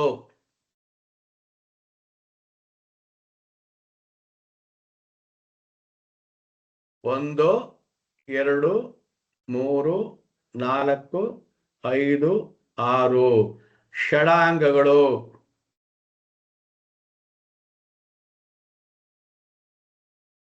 ಇದು ವೇದಾಂಗ ಅಂತಕ್ಕಂಥದ್ದು.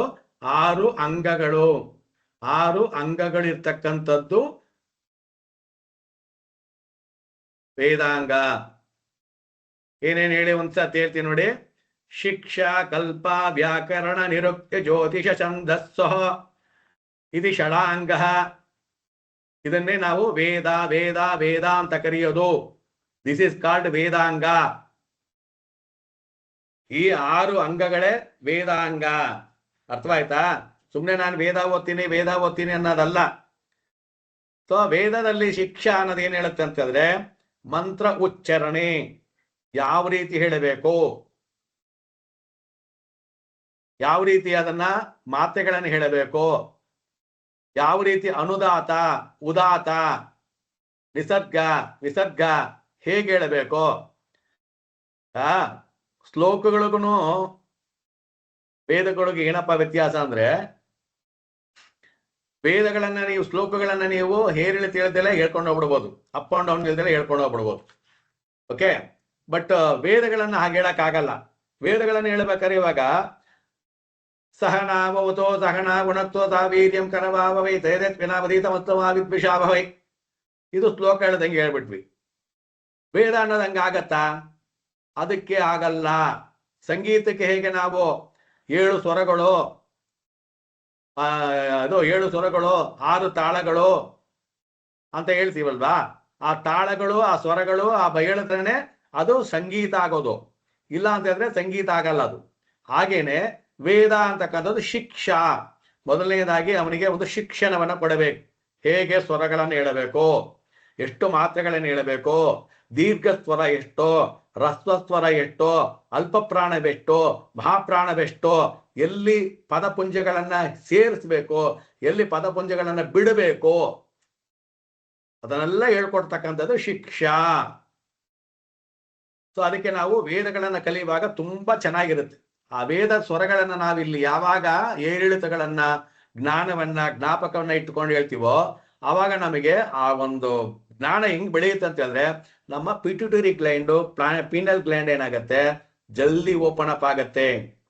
ಸೊ ಅದಕ್ಕೆ ಕೆಲವರೆಲ್ಲ ಹೇಳ್ತಾರೆ, ಮಂತ್ರಗಳನ್ನ ಓದುವಾಗ ನಿಮಗೆ ಬ್ರೈಟ್ ಆಗ್ತೀರಾ, ಜ್ಞಾನ ಚೆನ್ನಾಗಿ ಬೆಳೆಯುತ್ತೆ, ಬುದ್ಧಿ ಚೆನ್ನಾಗಿ ಬೆಳೆಯುತ್ತೆ. ಅಂದ್ರೆ ಹಿಂಗೆ ಆ ಸಂಸ್ಕೃತ ಪದಗಳ ಶಬ್ದಗಳನ್ನ ನಾವು ಉಚ್ಚಾರಣೆಯನ್ನ ಮಾಡಿದಾಗ, ಓಂ ಗಣಾನಾಂ ತ್ವಾ ಗಣಪತಿಗಂ ಅವಾಮಹೇ ಕವಿಂ ಕವೀನಾಮುಪವಕ್ತ್ರಮಧ್ಯಮಂ ಅನ್ನೋದು ಆ ಒಂದು ಏರಿಳಿತವನ್ನ ಒತ್ತಿ ಕೊಟ್ಟು ಬಾಯಿಂದ, ಹೊಟ್ಟೆಯಿಂದ ಹೇಳಬೇಕು, ಬಾಯಿಂದ ದಮ್ ಕಟ್ಟಬೇಕು, ಮೂಗಿಂದ ಹೇಳಬೇಕು, ಅನುನಾಸಿಕತೆ ಹೇಳಬೇಕು ಅಂತ ಹೇಳ್ತೀವಲ್ವಾ. ಸೊ ಇದನ್ನೆಲ್ಲ ಹೇಳ್ತಕ್ಕಂಥದ್ದು ಯಾವ್ದಪ್ಪ ಅಂತ ಹೇಳಿದ್ರೆ ನಮಗೆ ಶಿಕ್ಷಾ. ಶಿಕ್ಷಾ. ಕಲ್ಪ ಅಂತಕ್ಕಂಥದ್ದು ಏನಪ್ಪಾ ಅಂದ್ರೆ, ಅದನ್ನ ಹೇಗೆಲ್ಲ ಕಲಿಯೋದಕ್ಕೆ ಮುಂಚೆ ಏನು ಆಚಾರ ಮಾಡಬೇಕು, ಹೇಗೆಲ್ಲ ವಿಚಾರ ಮಾಡಬೇಕು, ಯಾವ ರೀತಿಯಾದಂಥ ಸಂಸ್ಕಾರವನ್ನ ಮಾಡಬೇಕು, ಎಲ್ಲೆಲ್ಲಿ ಏನೇನನ್ನೆಲ್ಲ ಬಳಸಬೇಕು, ಸ್ವಾಹ ಅಂದ್ರೆ ಏನು, ಕ್ರಮ ಅಂದ್ರೆ ಏನು ಅನ್ನೋದನ್ನೆಲ್ಲ ನಾವು ಹೇಳ್ತಕ್ಕಂಥದ್ದು ಅದು ಕಲ್ಪ. ವ್ಯಾಕರಣ ಅಂತಕ್ಕಂಥದ್ದೇನು, ಶಬ್ದ ಪ್ರಯೋಗ. ಶಬ್ದ ಪ್ರಯೋಗವನ್ನ ನಮಗೆ ಅರ್ಥವಾಗ್ಲಿಲ್ಲ ಅಂತ ಹೇಳಿದ್ರೆ ಮಂತ್ರದ ಉಚ್ಚಾರಣೆ ಅರ್ಥ ಚೇಂಜ್ ಆಗ್ಬಿಡುತ್ತೆ. ಆ ಮಂತ್ರದ ಪ್ರಯೋಗ ಉಚ್ಚಾರಣೆನೇ ಚೇಂಜ್ ಆಗೋಗ್ಬಿಟ್ಟು ಫಲಗಳೇ ವ್ಯತ್ಯಾಸವಾಗೋಗ್ಬಿಡುತ್ತೆ. ಸೊ ಅದಕ್ಕೊಂದು ದೊಡ್ಡ ಕಥೆಗಳೆಲ್ಲ ಇದ್ದಾವೆ. ಈಗ ನಾನು ಕಥೆ ಹೇಳಕ್ಕಲ್ಲ, ಟೈಮ್ ಇಲ್ಲ. ರಾವಣ ಚಂಡಿಕಾ ಹೋಮ ಮಾಡ್ತಿರ್ತಾನಂತೆ ಯುದ್ಧ ಸಮಯದಲ್ಲಿ. ಏನ್ ಮಾಡುದು ಸೋಲ್ತಾ ಇಲ್ವಂತ. ಆಗ ವಿಭೀಷಣ ಹೇಳ್ತಾನಂತೆ ರಾಮನಿಗೆ, ಅವನು ಚಂಡಿಕಾ ದಿನ ರಾತ್ರಿ ನೀನು ಇಲ್ಲಿಂದ ಯುದ್ಧ ಮುಗಿಸ್ಕೊಂಡ ತಕ್ಷಣನೇ ಅವನು ಚಂಡಿಕಾ ಹೋಮ ಮಾಡ್ತಾನೆ, ದೇವಿ ಹತ್ರ ಅವನು ವರವನ್ನ ಪಡ್ಕೊಳ್ತಾನೆ. ಆ ವರವನ್ನ ಪಡ್ಕೊಂಡ ಮೇಲೆ ಅವನ ಗೆಲ್ಲಕ್ಕಾಗಲ್ಲ ಅಂತ.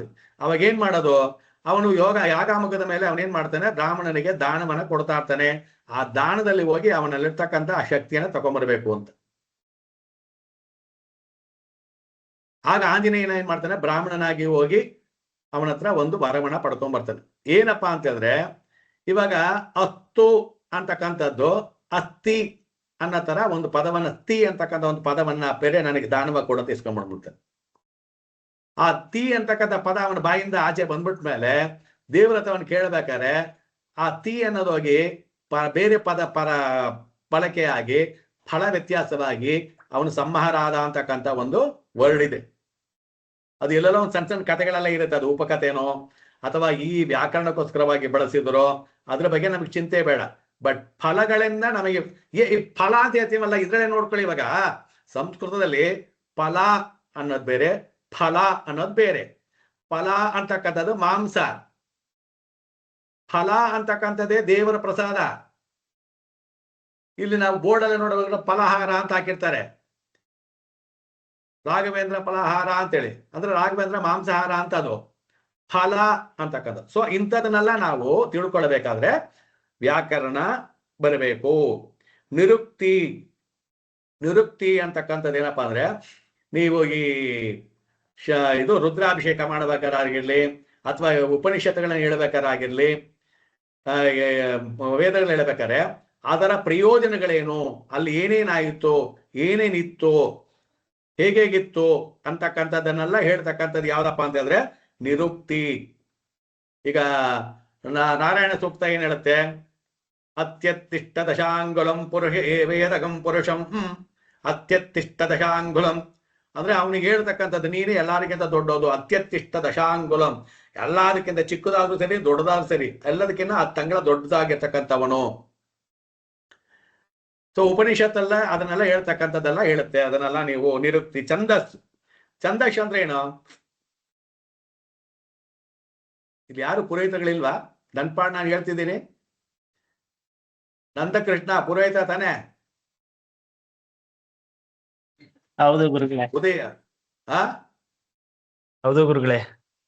ಮತ್ತೆ ಏನ್ ನಾನು ಆವಾಗ್ಲಿಂದ ಪುರೋಹಿತರು ಯಾರು ಇಲ್ವಾ ಅಂತ ಹೇಳಿದ್ರೆ ಸುಮ್ನೆ ಕೂತ್ಕೊಂಡಿದ್ಯಾ? ಇಲ್ಲ, ಈಗ ಸ್ವಲ್ಪ ಹೊತ್ನಲ್ಲಿ ನಾನು ಜಾಯ್ನ್ ಆದೆ ದೇವಸ್ಥಾನದಿಂದ ಬಂದು. ಹ ಉದಯ ಅವರಿದ್ದಾರೆ, ಅವರು ಪುರೋಹಿತರಿದ್ದಾರೆ. ಇನ್ಯಾರು ಪುರೋಹಿತರಿಲ್ವಾ ಇಲ್ಲಿ? ಓಕೆ. ಸೊ ಛಂದಸ್ ಅಂತಕ್ಕಂಥದ್ದು ಏನಪ್ಪಾ ಅಂತ ಹೇಳಿದ್ರೆ ಮಾತ್ರೆಗಳನ್ನ ಸೇರಿಸಿ, ಪದಗಳನ್ನ ಸೇರಿಸಿ ಒಂದು ಗುಂಪು ಮಾಡೋದು. ಗಾಯತ್ರಿ ಅನ್ನೋದೇನು, 3 ಪದಗಳನ್ನ ಸೇರಿಸಿ ಒಂದು ಹೇಳ್ತಕ್ಕಂಥದ್ದು ಗಾಯತ್ರಿ. ತ್ರಿಷ್ಟಫೋ ಅನುಷ್ಠುಪ್ ಛಂದ, ಗಾಯತ್ರಿ ಛಂದ ಅಂತಕ್ಕಂಥದ್ದು ಏನಪ್ಪಾ ಅಂದ್ರೆ ಛಂದಸ್ಸುಗಳು. ಇದನ್ನೇ ನಾವು ಏನ್ ಹೇಳ್ತೀವಿ ಅಂದ್ರೆ ಸಪ್ತ ರಥಗಳು, ಸಪ್ತ ಛಂದಸ್ಸುಗಳಿದಾವೆ. ಸೂರ್ಯನ ರಥಗಳ ಹೆಸರುಗಳೇ ಆ ಛಂದಸ್ಸುಗಳ ಹೆಸರು. 7 ಕುದುರೆಗಳನ್ನ ಸೂರ್ಯ ತನ್ನ ರಥ ಸಪ್ತಮಿ ನಾಳೆ ಬರುವಾಗ ಆ 7 ಕುದುರೆಗಳನ್ನ ಅವನು ಏಕಚಕ್ರ ರಥವಾಹನನಾಗಿ ಪ್ರಯಾಣವನ್ನ ಹೇಳ್ತಾನೆ, ರಥವನ್ನ ಹೇಳ್ತಾನೆ. That is called Ratha Saptami. 7 ಸಪ್ತಮಿ, 7 ಛಂದಸ್ಸು, 7 ಅವನ ಅಧೀನದಲ್ಲಿರ್ತಕ್ಕಂಥದ್ದು. ಆಗ ಛಂದಸ್ ಅಂತಕ್ಕಂಥದ್ದು ಪದಪುಂಜಗಳನ್ನ 8 ಪದ, 4 ಪದ, 2 ಪದಗಳನ್ನ ಸೇರಿಸಿ ಒಟ್ಟಾಗಿ ಹೇಳ್ತಕ್ಕಂಥದ್ದು, ಒಂದು ವಿಭಾಗವನ್ನು ಮಾಡಿರ್ತಕ್ಕಂಥದ್ದು. ಅದಕ್ಕೆ ನಾವು ಛಂದಸ್ಸು ಅಂತ ಹೇಳ್ತಾರೆ. ಜ್ಯೋತಿಷ. ಈಗ ನಾವು ಬಂದಿದ್ದೀವಿ ಜ್ಯೋತಿಷ ಅಂತಕ್ಕಂಥದ್ದು. ನೋಡಿ, ಅದೆಲ್ಲ ಸೇರಿಸಿ ಜ್ಯೋತಿಷ ಅಂತ ಒಂದು ಪದವನ್ನ ಅಲ್ಲಿ ಹೇಳಿದ್ದಾರೆ. 6 ಅಂಗಗಳಲ್ಲಿ ಜ್ಯೋತಿಷ ಇಲ್ಲ ಅಂದ್ರೆ ಅದು ವೇದ ಆಗಲ್ಲ. ಅವಾಗ ನಿಮಗೆ ಅಲ್ಲಿ ನವಗ್ರಹ ಮಂತ್ರ ಇದೆ, ನಕ್ಷತ್ರ ಮಂತ್ರ ಇದೆ. ಅಲ್ಲಿ ನಕ್ಷತ್ರ ಮಂತ್ರವನ್ನು ಹೇಳ್ಬೇಕಾದ್ರೆ ಕೃತಿಕಾ ನಕ್ಷತ್ರದಿಂದ ಹೇಳ್ತಾರೆ. ಓಕೆ, ಅದಕ್ಕೆ ಬೇರೆ ಬೇರೆ ಕಾರಣಗಳೆಲ್ಲ ಇದಾವೆ. ಸೊ ಈ ಜ್ಯೋತಿಷ, ಈ ಪ್ರಪಂಚ, ರಾತ್ರಿ ಹಗಲು ಬೆಳಕು, ಇದನ್ನೆಲ್ಲ ಯಾವುದರಲ್ಲಿ ಹೇಳಿದ್ದಾರೆ ಅಂತ ಹೇಳಿದ್ರೆ ಜ್ಯೋತಿಷ್ಯದಲ್ಲೇ ಹೇಳಿದ್ದಾರೆ. ಸೊ ಇದನ್ನೇ ಅವನೇನ್ ಹೇಳ್ತಾನೆ, ನಾರಾಯಣ, ಶ್ರೀಮನ್ ನಾರಾಯಣ ಬ್ರಹ್ಮಣನಿಗೆ ಪ್ರಪಂಚವನ್ನ ನೀನು ಸೃಷ್ಟಿ ಮಾಡು ಮಗನೇ ಅಂತ ಬಿಟ್ಟಾಗ ಯಾವ ತರ ಮಾಡ್ಲಿ ತಂದೆ ನಾನು ಅಂತ ಕೇಳ್ತಾನೆ. ಯಾವ ಆಧಾರದ ಮೇಲೆ ಮಾಡ್ಲಿ ನಾನು ತಂದೆ, ನಾನು ಪ್ರಪಂಚವನ್ನ ಸೃಷ್ಟಿ ಹೇಗ್ ಮಾಡ್ಲಿ ತಂದೆ ಅಂತ ಕೇಳಿದಾಗ ಅದಕ್ಕೆ ಒಂದು ರೂಲ್ಸ್ ಕೊಡ್ತೀನಿ ತಗೋ. ಏನಪ್ಪಾ ಅಂದ್ರೆ ದಟ್ ಇಸ್ ಕಾಲ್ಡ್ ವೇದ. ಇವಾಗ ವೇದ ಅಂದ್ರೆ ಏನಾಯ್ತು, ವೇದದೊಳಗೆ ಏನೇನಿದಾವಾಗ ಅವಾಗ ನಿರುಕ್ತಿ, ಕಲ್ಪ, ವ್ಯಾಕರಣ, ಛಂದಸ್ಸು, ಆಮೇಲೆ ಜ್ಯೋತಿಷ. ಸೊ ಈ ತರ 6 ವಿಧವಾದಂತಹ ಅಂಶಗಳನ್ನ ಪರಮಾತ್ಮನಾಗಿರ್ತಕ್ಕಂಥ ಶ್ರೀಮನ್ ನಾರಾಯಣ ತನ್ನ ಮಗನಾಗಿರ್ತಕ್ಕಂಥ ನಾಭಿ ಕಮಲದಿಂದ ಹುಟ್ಟಿರ್ತಕ್ಕಂಥ ಬ್ರಹ್ಮನಿಗೆ ಹೇಳಿಕೊಟ್ಟನು. ಅದರ ಮುಖಾಂತರವಾಗಿನೇ ಅವನು ಸೃಷ್ಟಿಯನ್ನ ಪ್ರಾರಂಭ ಮಾಡಿದ್ದು. ಅದರಲ್ಲಿಂದನೇ ಸೃಷ್ಟಿಯ ಎಲ್ಲಾ ಸಂಪೂರ್ಣವಾಗಿರ್ತಕ್ಕಂಥದ್ದು. ವೇದದಲ್ಲಿ ಎಲ್ಲೂ ಸಹ ಮೂರ್ತಿ ಆರಾಧನೆ ಇಲ್ಲ. ಶಿವ ಹಿಂಗಿರ್ತಾನೆ, ಬ್ರಹ್ಮ ಹಿಂಗಿರ್ತಾನೆ, ನಾರಾಯಣ ಹಿಂಗಿರ್ತಾನೆ, ಕೈಯಲ್ಲಿ ಇರುತ್ತೆ ಅಂತ ಎಲ್ಲೂ ಹೇಳಲ್ಲ. ಅಲ್ಲಿ ಪ್ರಕೃತಿ, ಪ್ರಪಂಚ, ಪ್ರಕೃತಿ, ಪ್ರಪಂಚ, ಪುರುಷ, ಜ್ಞಾನ, ಉಪನಿಷತ್ತು, ವೇದಾಂತಗಳನ್ನ ಹೇಳ್ತಕ್ಕಂಥದ್ದೇ ವೇದ. ನಾವು ಅದನ್ನ ಬಂದ ಮೇಲೆ ಬದಲಾವಣೆ ನಮ್ಮ ಅನುಕೂಲಕ್ಕೆ ಅನುಸಾರವಾಗಿ ಪ್ರಾರ್ಥನೆಯನ್ನ ಮಾಡ್ಕೊಂಡು ಬದಲಾವಣೆ ಮಾಡ್ಕೊಂಡಿದ್ದೀವಿ ಹೊರತು ವೇದದಲ್ಲಿ ಎಲ್ಲೂ ಆತರ ಹೇಳಲ್ಲ. ವೇದದಲ್ಲಿ ಹೇಳೋದೆಲ್ಲವೂ ಸಹ ಪ್ರಕೃತಿಗೆ ಅನುವಾಗಿಯೇ ಹೇಳೋದು, ಪ್ರಕೃತಿಯನ್ನ ಸೇರಿಸಿನೇ ಹೇಳೋದು. ಪ್ರಕೃತಿಯನ್ನ ಬಿಟ್ಟು ಅವ್ರು ಹೇಳಕ್ಕೆ ಹೋಗಲ್ಲ.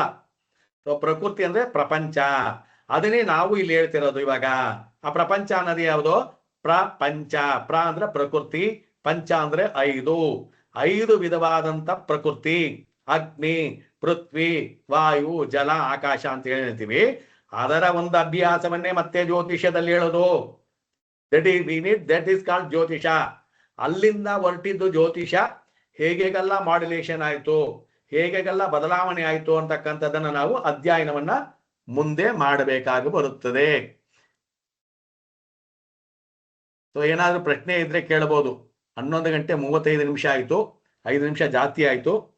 ನಾನು ಮಾತಾಡ್ತಾ ಮರ್ತ್ಬಿಟ್ಟೆ. ಹೇಳ್ಬೇಕು ಯಾರಾದ್ರೂ, ಸರ್ 11:30 ಆಯ್ತು ಅಂತ. ಯಾಕಂದ್ರೆ ಎಲ್ರೂ ಪಾಪ ಪೂಜೆ ಮುಗಿಸ್ಕೊಂಡ್ ಬಂದಿರ್ತೀರಾ, ಟಿಫನ್ ಮಾಡಬೇಕು, ಬೇರೆ ಕೆಲಸ ಇರುತ್ತೆ. ಓಕೆ, ಏನಾದ್ರು ಇವಾಗ ಮಾಡಿದ್ರಲ್ಲಿ ಪ್ರಶ್ನೆ ಕೇಳ್ಬಿಡಿ.